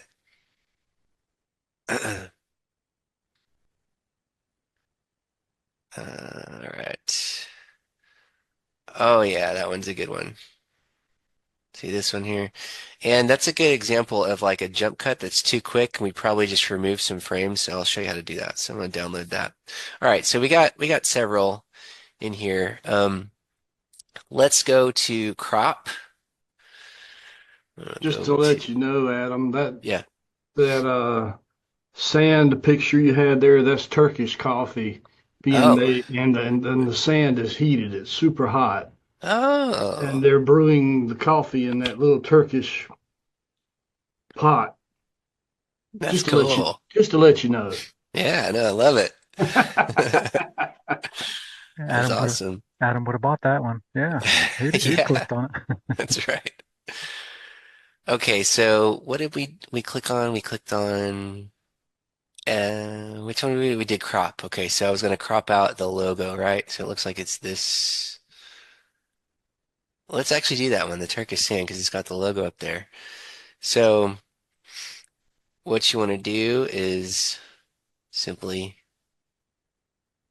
drag out of it, and then I would probably, oh no, you want to keep all that in there. That's fine. It's okay if it's a little off center, because what we're going to do in a minute is put a play button over the center. And so it'll actually help it a little bit because you'll get to see more of what's behind that play button.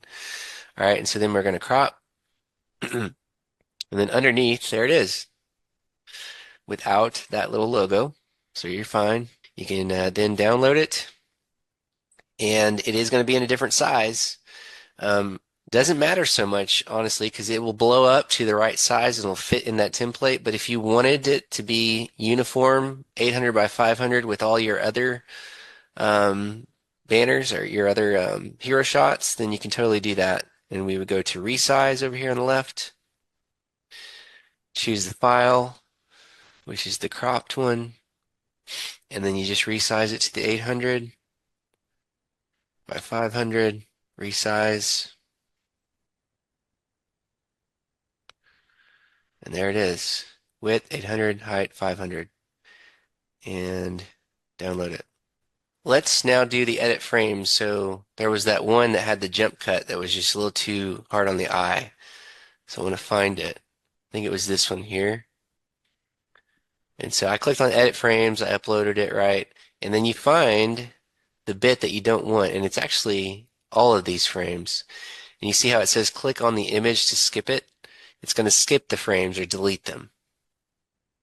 So I don't want any of those. I just want the main bit right here. And then you just hit generate GIF. And there we go. It removed all of that bloat. And of course, we still have the logo. So then we need to click it to download it. And then we need to crop it.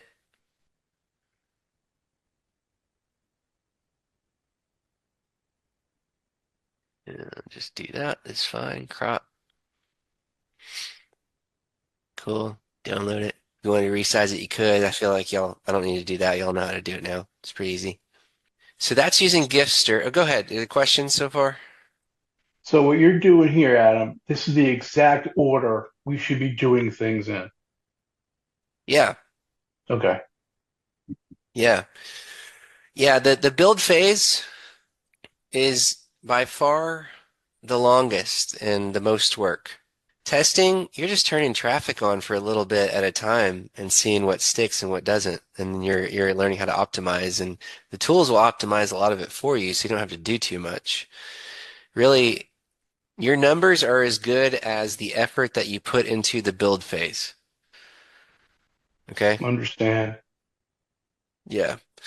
So it does take a little while to get set up, but once you get going, like I can do somebody comes to me, one of these reps, this offer's crushing or better yet, it's going live tomorrow. It's made by this proven advertiser.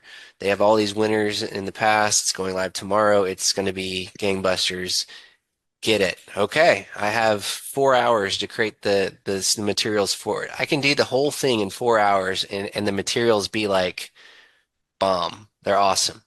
So you get proficient at it. You get a lot better and you get to where you really are able to really just do all this stuff like the back of your hand. Not to sidebar too much, but this truly is one of those businesses where you put in the work initially, you're climbing up the mountain, just like any learning curve you go through with any business. You get to the top and you look out the other end. There's nothing. There's no mountains, anything. There's just this plain. It's smooth skies, just crystal blue skies across the other end. And you go down and then you're out. You've had all your light bulb moments go off once you with that trek up to the top. Other businesses, it's like you climb to the top and you look out and there's this bigger mountain. You get to the top of that one, there's another bigger mountain. This business is so simple, but you do have to, build the skills initially. You got to learn them, right? Adam, is there a better time of day to trigger the start for our testing of our ad banners and such? Does that play effect into anything? If you were running on network traffic, yeah, absolutely. There's all kinds of rules, but not on the here. emails? Okay. Okay, thank you. Yeah. It's not emails. It's not on the publishers that I have brought in to allow you guys to run on. Like they're proven publishers. I've used them for years.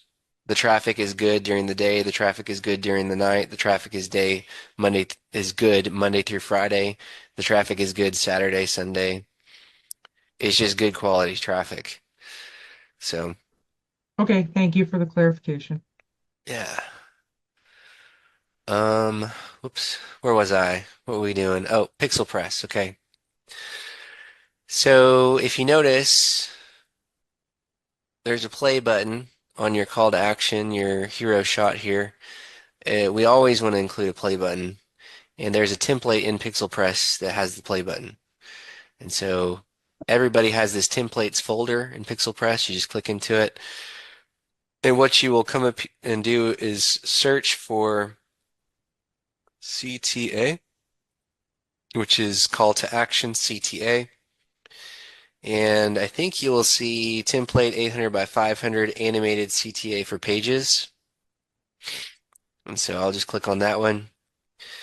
And we have a bunch of fitness weight loss girls in here. I'll just delete most of these. Actually, you probably need to know how to do this. So this is what you'll see. What you'll want to do is you'll want to click on the image and the play icon will disappear. That's fine. That's what you want to do. And then come over here on the left and then tick this radio box that's above all the others. And so it will select all of them. And you'll want to deselect one, just the top one. Okay? So all are selected but the top one. And then you click this trash can icon right here, the white one. Okay, so it will delete everything except the one. And then we're going to hit save. Just the easiest way I found to do this.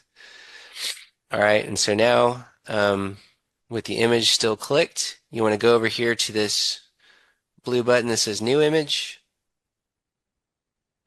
And we're going to choose the files and we're going to upload our 800 by 500 banners that we got from Giftster. Let's see, resized 800 by 500. Yep. And cropped. I don't think I resized that one. 1, 2, 3, 4, 5, 6. I don't know how many we had, but that's it. That's good. Then you just hit open and then upload.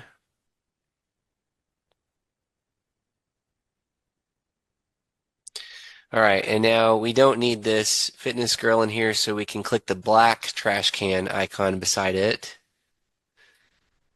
All right, so the white one is for everything, and the black one is just for that specific image. All right, and so now we want to save it, and you'll see the play button is now over every single one of these. You click the eyeball beside each one, you get to see them individually here. All right. So last thing that I usually do is I'll go back, click that back button right here. And you'll notice there's a border size of 1 around it. You can either increase it to like 10 to make it look a little cool like that, or what I typically do is I'll just put 0 so there's no border around it. And then I'll save it. And then we want to generate. See this big blue generate button up here? Click on generate. Zip file size, we're probably going to remove this option, so I would just put that at 200 megabits. Hit generate banners. And we'll just do this real time here. Shouldn't take very long.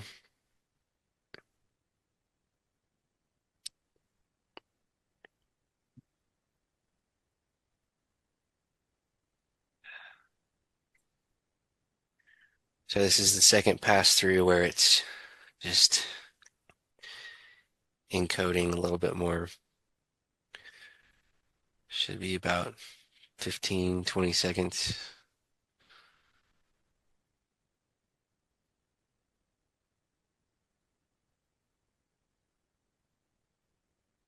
Cool.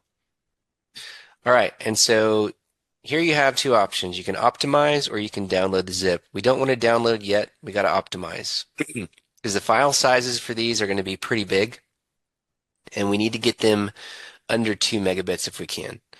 So click on optimize and we're going to optimize for Flexi. Optimize for under 2 megabits. Start compression. And as you can see, one of them is already in the right size because it's under 2 megabits. And then we have others, this beast right here, it's 6098, so 6 megabits. So what I like to do is compress the largest one, which is this one right here. So go over here to compress.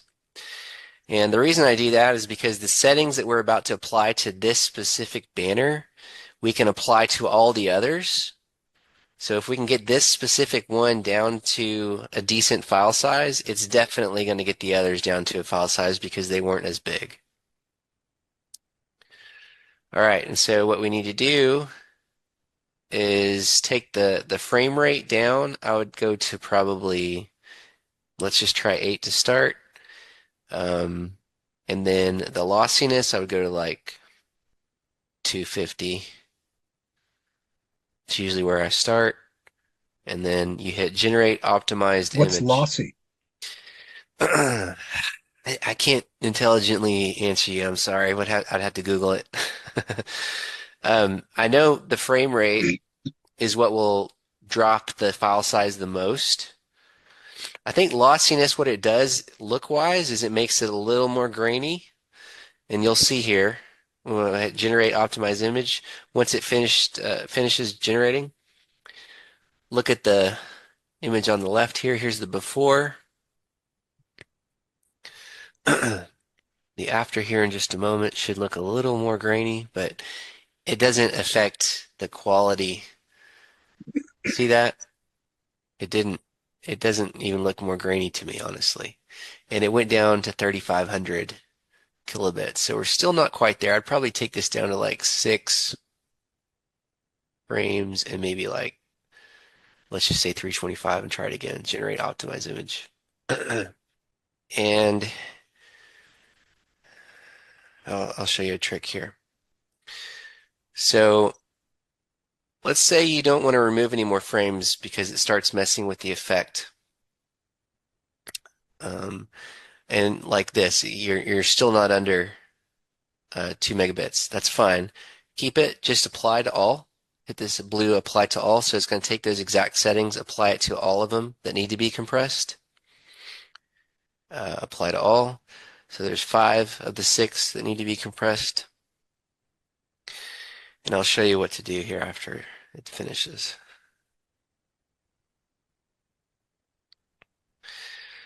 Can y'all tell I've done all this a few times? Yep. In my whole career. Affiliate arbitrage. Definitely like the fact your new traffic source isn't so picky. Like we have to do all these banners and put a little branding on it and all that stuff we had to do before. Right, yeah. Borders and branding. Yeah. Yeah. Well, y'all will really like the responsiveness too. I can't wait to see it. Yeah, it's legit. Hey, I have a quick question for you. Go for it. Is the new traffic, are you going to have to have your own branding on the ad banners and stuff, or is that not a thing? No. Okay. They don't care about anything other than just grotesque imagery. What will cause subscribers to complain the most is that, like, showing too much skin, showing disgusting big bellies. If you're promoting weight loss, stay away from all that. You don't need that to. It usually puts people off anyway. It kind of puts them in the wrong mindset as they click. It's better to show boiling lemons. That looks tasty. Ooh, yeah, boom. It may not get quite as high of a click-through rate, but the conversion rate will show for it. All right, let's see. Here we go. Ignore that message. We're going to get the devs to remove it. Just hit got it. And then hit back. Okay, so it didn't compress all of them white to under 2 megabits.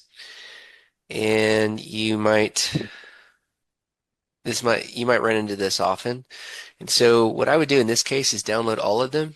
It says it's zipping the files. They'll be downloaded here in just a moment. So put it on my desktop. I'm going to extract this. So here they are. We can check them out first if you want to. Adam, are you doing all of these at one time just so you have them on reserve to change later on? Or does it automatically change them? Like, can you set it up that way where it evolves and it'll be one headline one time and then they come across it again, it might be a different headline? And the same thing with the thing you're working on now. I'll answer you the long way. So why I win and why you guys are going to win is because you now have the ability to test a whole lot of stuff. You have the ability with these tools. They were all designed around the idea of split testing because the highest IQ person is not able to forecast and project the winners every single time. I'm pretty smart. I would consider myself pretty smart. I don't know what my IQ is. I've never taken any of those tests, don't care to. But I'm able to compete with the smartest of the smartest people because I test so many things, and it's like painting for gold. I put tons of dirt in my pan, tons of dirt. I'm able to sift through more dirt than even these guys here, smarter, brighter, more clever, right?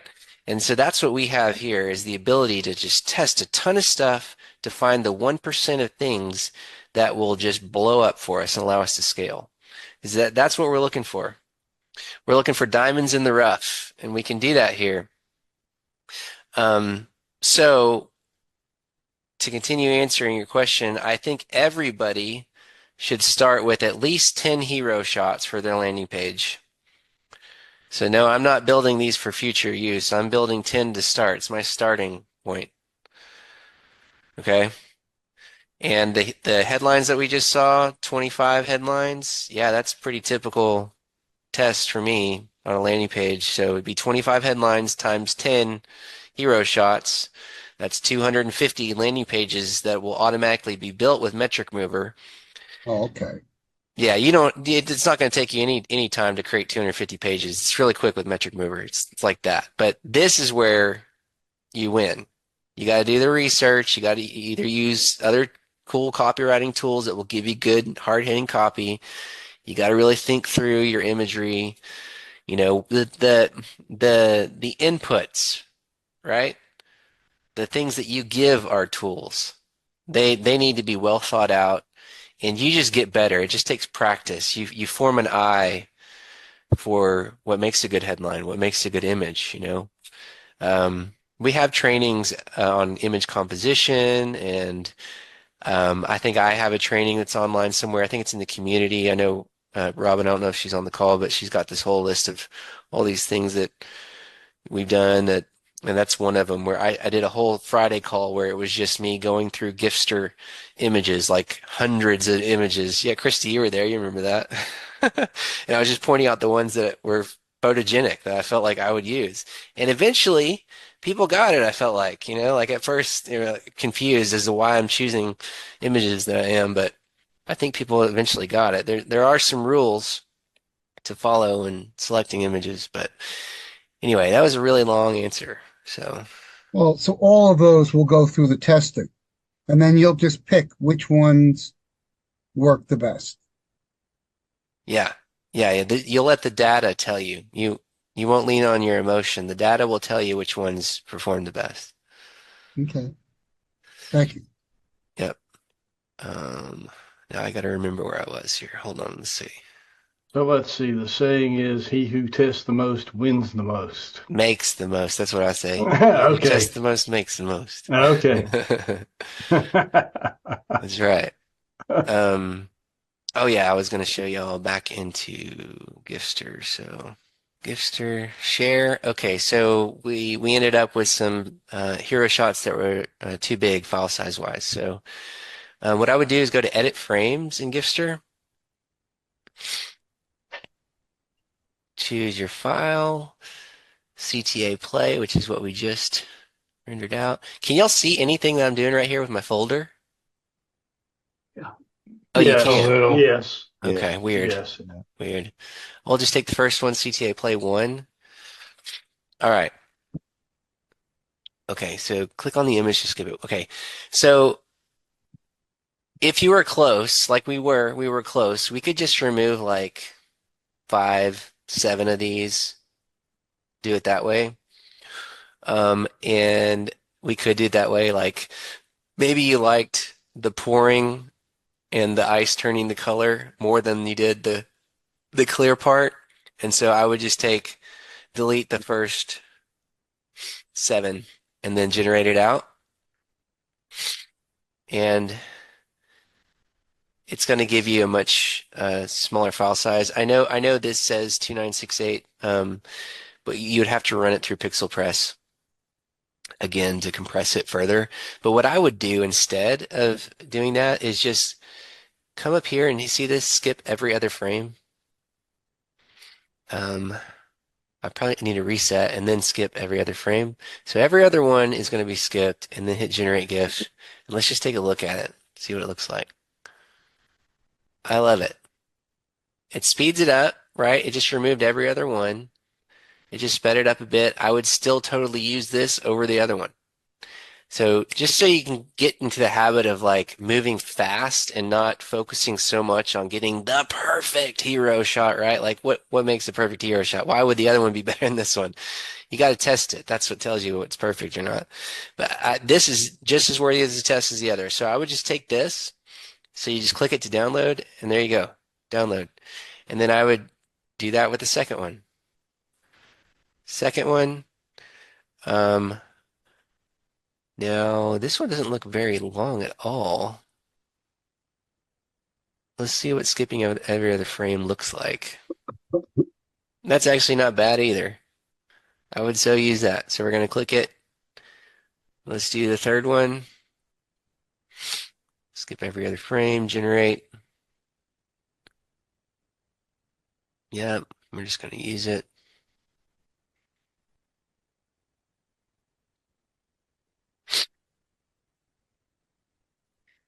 Oh. Now this one has a bit that we probably need to cut out there. So what I would probably do is reset. And oh, you see, it's just that one frame right there. That's got to go. And then I would hit skip every other and generate. Because you don't want that little flicker that really makes it hard to look at. You don't want people to have a hard time looking at your image. So I'll click on it, save it. We'll do number 5. Every other frame. Perfect.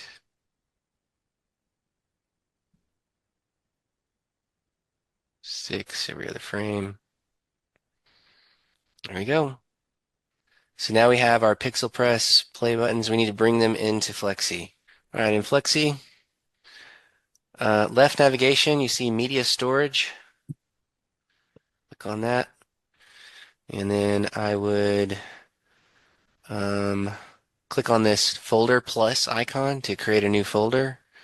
I'll put whatever you want. Just say it's just for you, so you know what it is. Double click into the folder and then upload. And those are the ones that PixelPress gave us that were a little big, and so we're going to go to the desktop and then choose CTA Play 1, 2, 3, 4, 5, and 6. Here we go. Uploaded right there into the media storage. And now we'll go back to our website. So click on Sites, Websites, the cutting edge, 4.1, the latest version.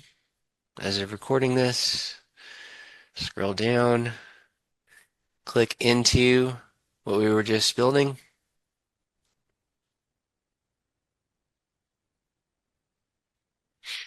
And let me go out a little bit. Click on the image here. And then on the right, you'll see image options. There's where like the exact path to that image is located. You want to click on the image icon to the right of it. Go into your new coffee folder and then select the one that you want to use for your base Flexi page, we call it. All right. So I'm going to click on that guy. I'm going to copy the link. I'm going to get out of this. I'm going to replace this link with what we just copied. Paste it in. There we go. I'm going to save it. Publish it. Going to go up here. Refresh. And there it is. Any questions before I move on? You have to do that for each one? No, no. You just do this one time. Metric Mover makes it really simple for you to upload all your other hero shots and your headlines. I really want everybody to get the most out of all the things that we have to offer all the tools, our team, the process, everything, right? And so I'm just gonna give you what you need. You know, it may feel overwhelming right now, but I mean, I can do the whole thing in 4 or 5 hours. You can absolutely get to where you're proficient in these tools and do the same thing.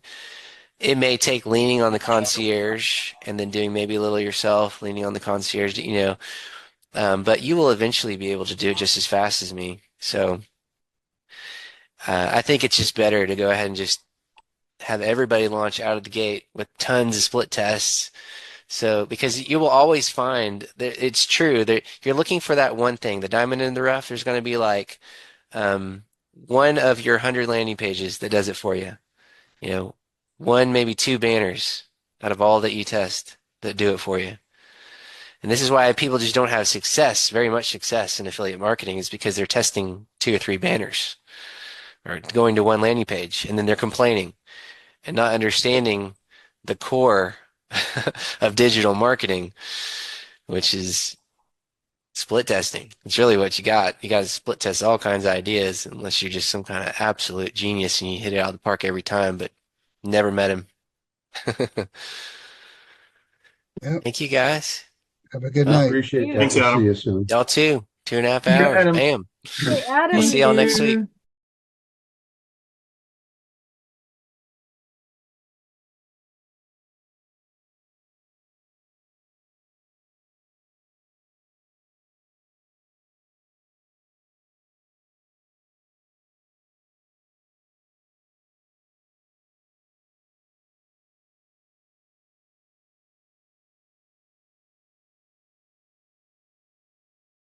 In this video, I'm going to show you how to find and set up the correct advertorial for your chosen product. Now remember, we chose Skeeter Strike, and so if you come into your Flexi account over here, click on Sites in the left-hand navigation, then Websites in the top navigation. We're doing gadgets, so we want to go into the cutting edge, and then we have our most recent version. Remember, we cloned the most recent version of this and named it so that we recognize where the site is. And then if we scroll down, the most recent will be at the bottom.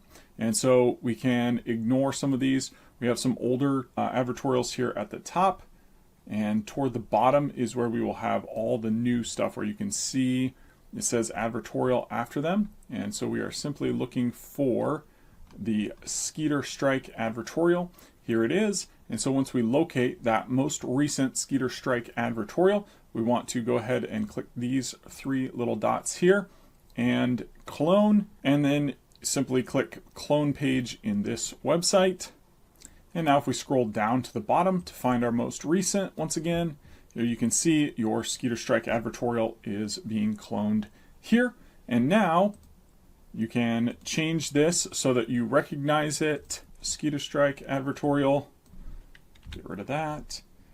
Okay. And then here on this URL, I simply want to get rid of these numbers. I'm going to get rid of this so that I have a unique page here. And then I'm going to update that. And now we can preview this. And here is our base advertorial initially set up and almost ready to go. There are a few other things that we need to do to configure this and make sure that it is ready to run.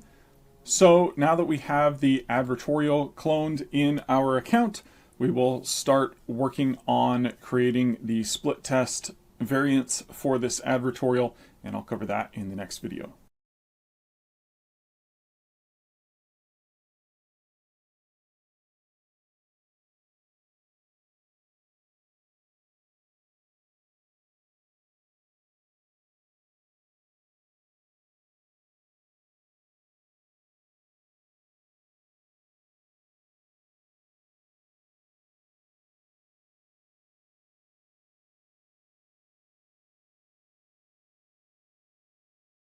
In this video, we are going to get together our split test variant marketing assets so that we can split test this advertorial. If we go back to the diagram here, then we have our e-commerce product page that we are running these to. They're coming from our advertorial, and we want to pre-frame and pre-sell the customer on purchasing. Now, we've given you advertorials that have been proven to work.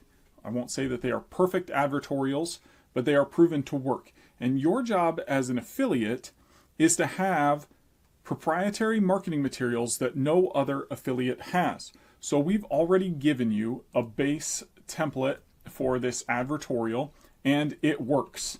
It is not the best advertorial possible, but it is a working advertorial. We have been able to get purchases with these advertorials and have successful campaigns. However, there is a great deal that you can do to improve the performance of your advertorial by testing. And the two top elements to test that impact the conversion rate and how many sales you will get is, number one, the headline. The headline on your advertorial has the biggest impact on how many people will click through to the product page and how many of those people will purchase. And the second highest determining factor is your hero shot.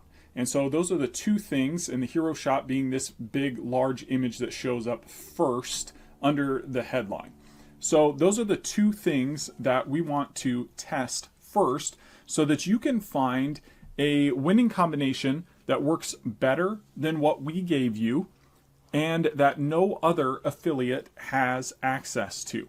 That's going to be your first step in developing marketing assets that are unique, proprietary to you, and work better than what anyone else has. That's going to be your competitive advantage.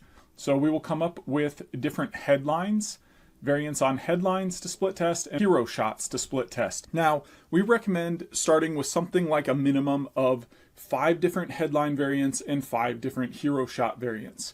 This is going to give you a combined total of 25 different landing pages for you to test. You can set that up in Metric Mover. Alternatively, you could create individual pages and pair a specific headline with a specific hero shot and create 10 individual landing pages in Flexi. There is no one set way to test these. However you want to test some new headlines and some new hero shots to find a combination that works better than what is here. So I recommend either starting with 5 and 5, get 5 new headlines and 5 hero shots, and then we will combine those using Metric Mover. You can refer to the Metric Mover technical setup videos on how to do that. That will create your 25 landing page variants for you to split test. Or alternatively, I recommend setting up 10 different clones of this landing page in Flexi and giving each one a unique headline and a unique image. That way you're not randomly mixing and matching headlines and hero shots. You have very carefully crafted each headline and each hero shot to work together closely. But those are the first tests that you are going to set up, is testing different variants on your landing pages. For now, don't worry about the technical setup of doing that. Simply get together your headlines for testing. So whether it's 4 different headlines in addition to this one, or it's 9 different headlines in addition to this one, if you're going to do the 10 pages option, but get together those. I recommend you running this headline as your control. It has been tested. It works quite well. It has had quite a bit of testing in this case. And so this is a good headline. It has been tested. It has beaten out several other headlines at this point to arrive in this location. And you now have the job of beating this headline with your own headlines so that you have something that no one else has. Likewise, this hero image has been tested and it is working quite well. You want to find additional hero images that you can test against this. Find something that you think would work better. How do you come up with those ideas?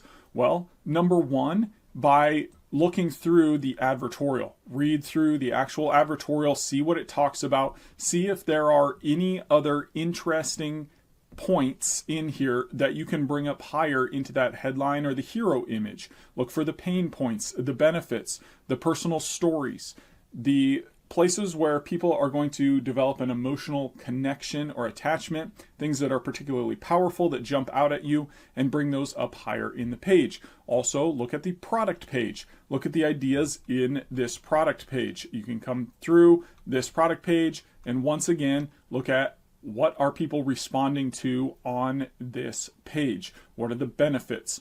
What are the pain points? What are the story points, if any? What are the unique features of this item that they cannot get anywhere else?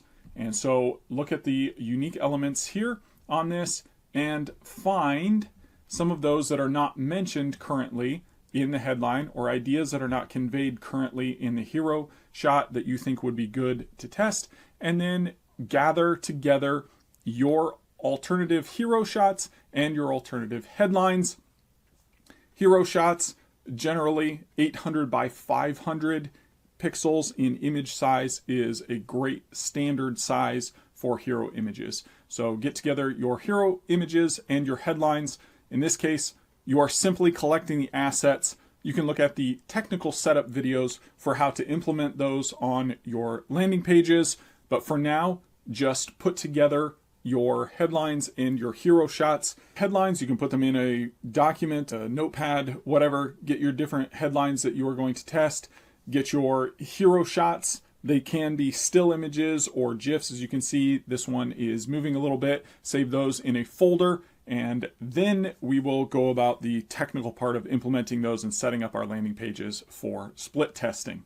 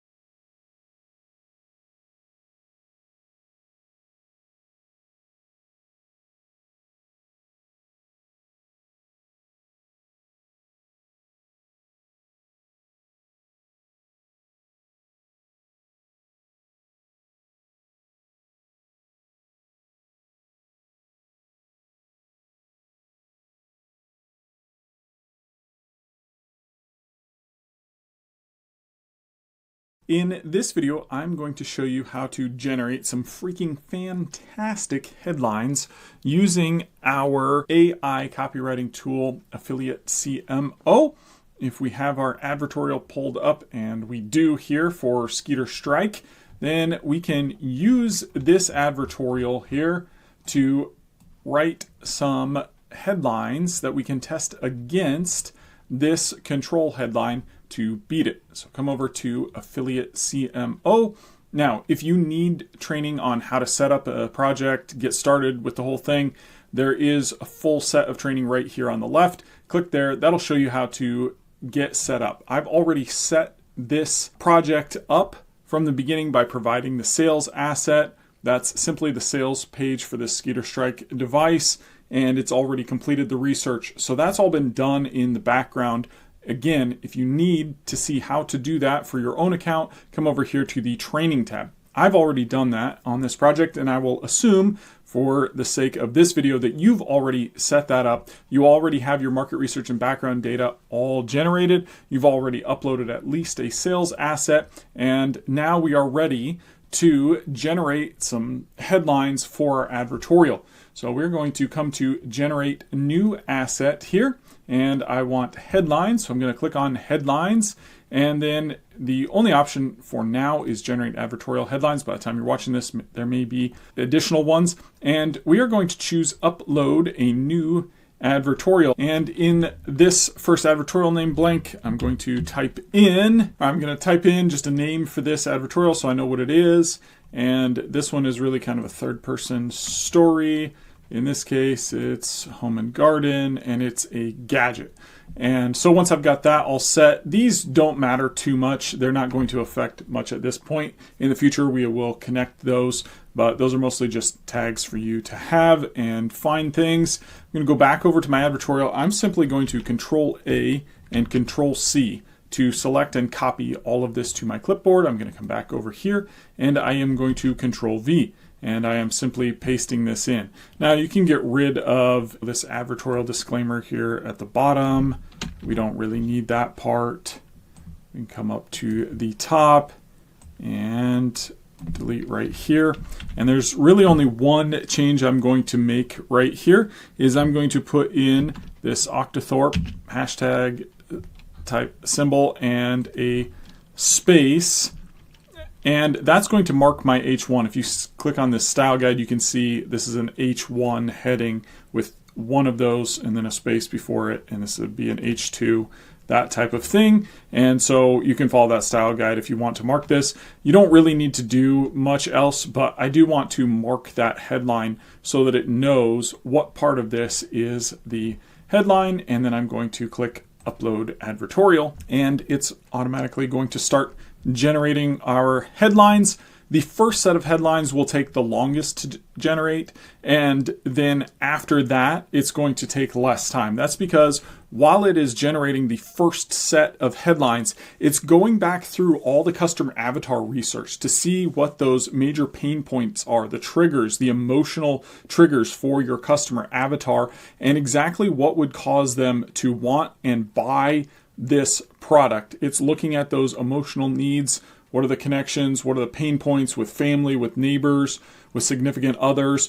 All of those things, and it's pulling those in to give us our best bet headlines here that actually target our customer avatar that has been deeply researched by the software. And so this first set of headlines is going to take the longest to generate, and then successive sets of headlines that we will generate using refiners, etc., will be much, much faster. So we're just going to wait for this first set to finish, and then we will look at the outputs and decide if we want to apply any sort of refiners, give it any sort of custom instructions, because we can really take control and refine these headlines to get headlines that are exactly how we want them. This already has very powerful research behind it, and then structure prompts telling it how to put together headlines that are going to be extremely effective, hitting all of the major copy blocks where we have proof, promise, pain, we have the curiosity of the mechanism,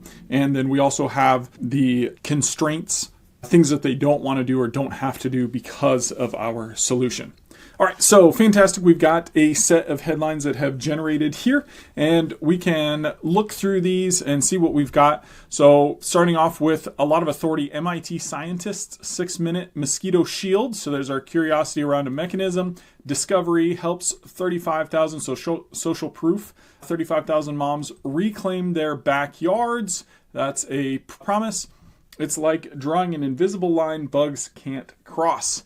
All right. Texas teacher's personal tragedy leads to breakthrough. New UV technology eliminates 96% of mosquitoes without chemicals, while other solutions are becoming 47% less effective. Strange 78 cents per day device from former MIT student creates force field against mosquitoes. Finally had our first bite-free barbecue in 3 years. The buried flash beam secret that's 700% more effective than traditional solutions. Why high school biology teacher's innovation is making $300 professional treatments obsolete. All right, so you can see we've got a whole bunch of really great headlines here. We can move these all to the saved column. And if you want more like this, you can simply click re-roll, and we will get another set of headlines similar to this. Okay, and now we've got another set of headlines that have come out, and we've got all kinds of really great stuff to choose from here. Again, I'm not going to go through too in-depth. As you can see, we've got a whole bunch of really strong, really great headlines. Move those to the save. Okay, so re-roll, get another set of headlines here. That's good. Local schools replace $47,000 pest control systems. Biology teachers. Forget everything you know about mosquito control. MIT graduate 7-ounce device creates instant safe zones without toxic sprays. Neighborhood kids all play in our yard now. All right, so we've got all these really great. So you've got a whole pile here, 30 good headlines. You could keep re-rolling here if you want to. We do have preset refiners you can use there, or we could use some custom instructions. In this case, I'm going to give it the control on this headline right here and tell it.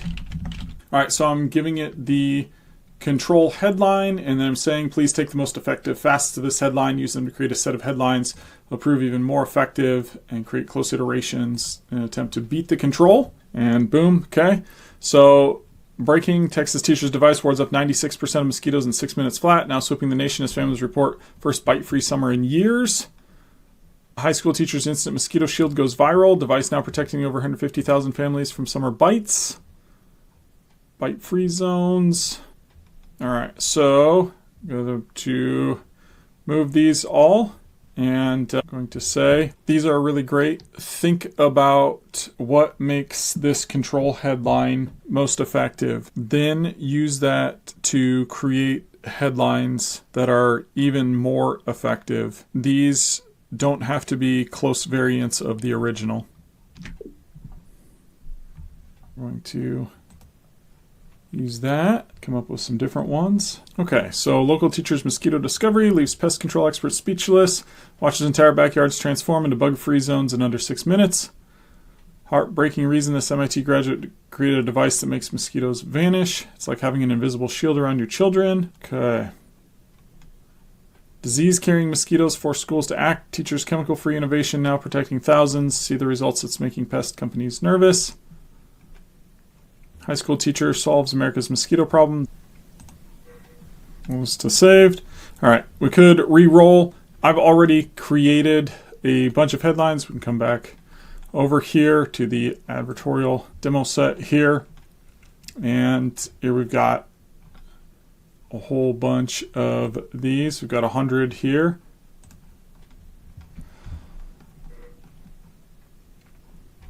And they laughed. Mosquito apocalypse device has chemical companies scrambling.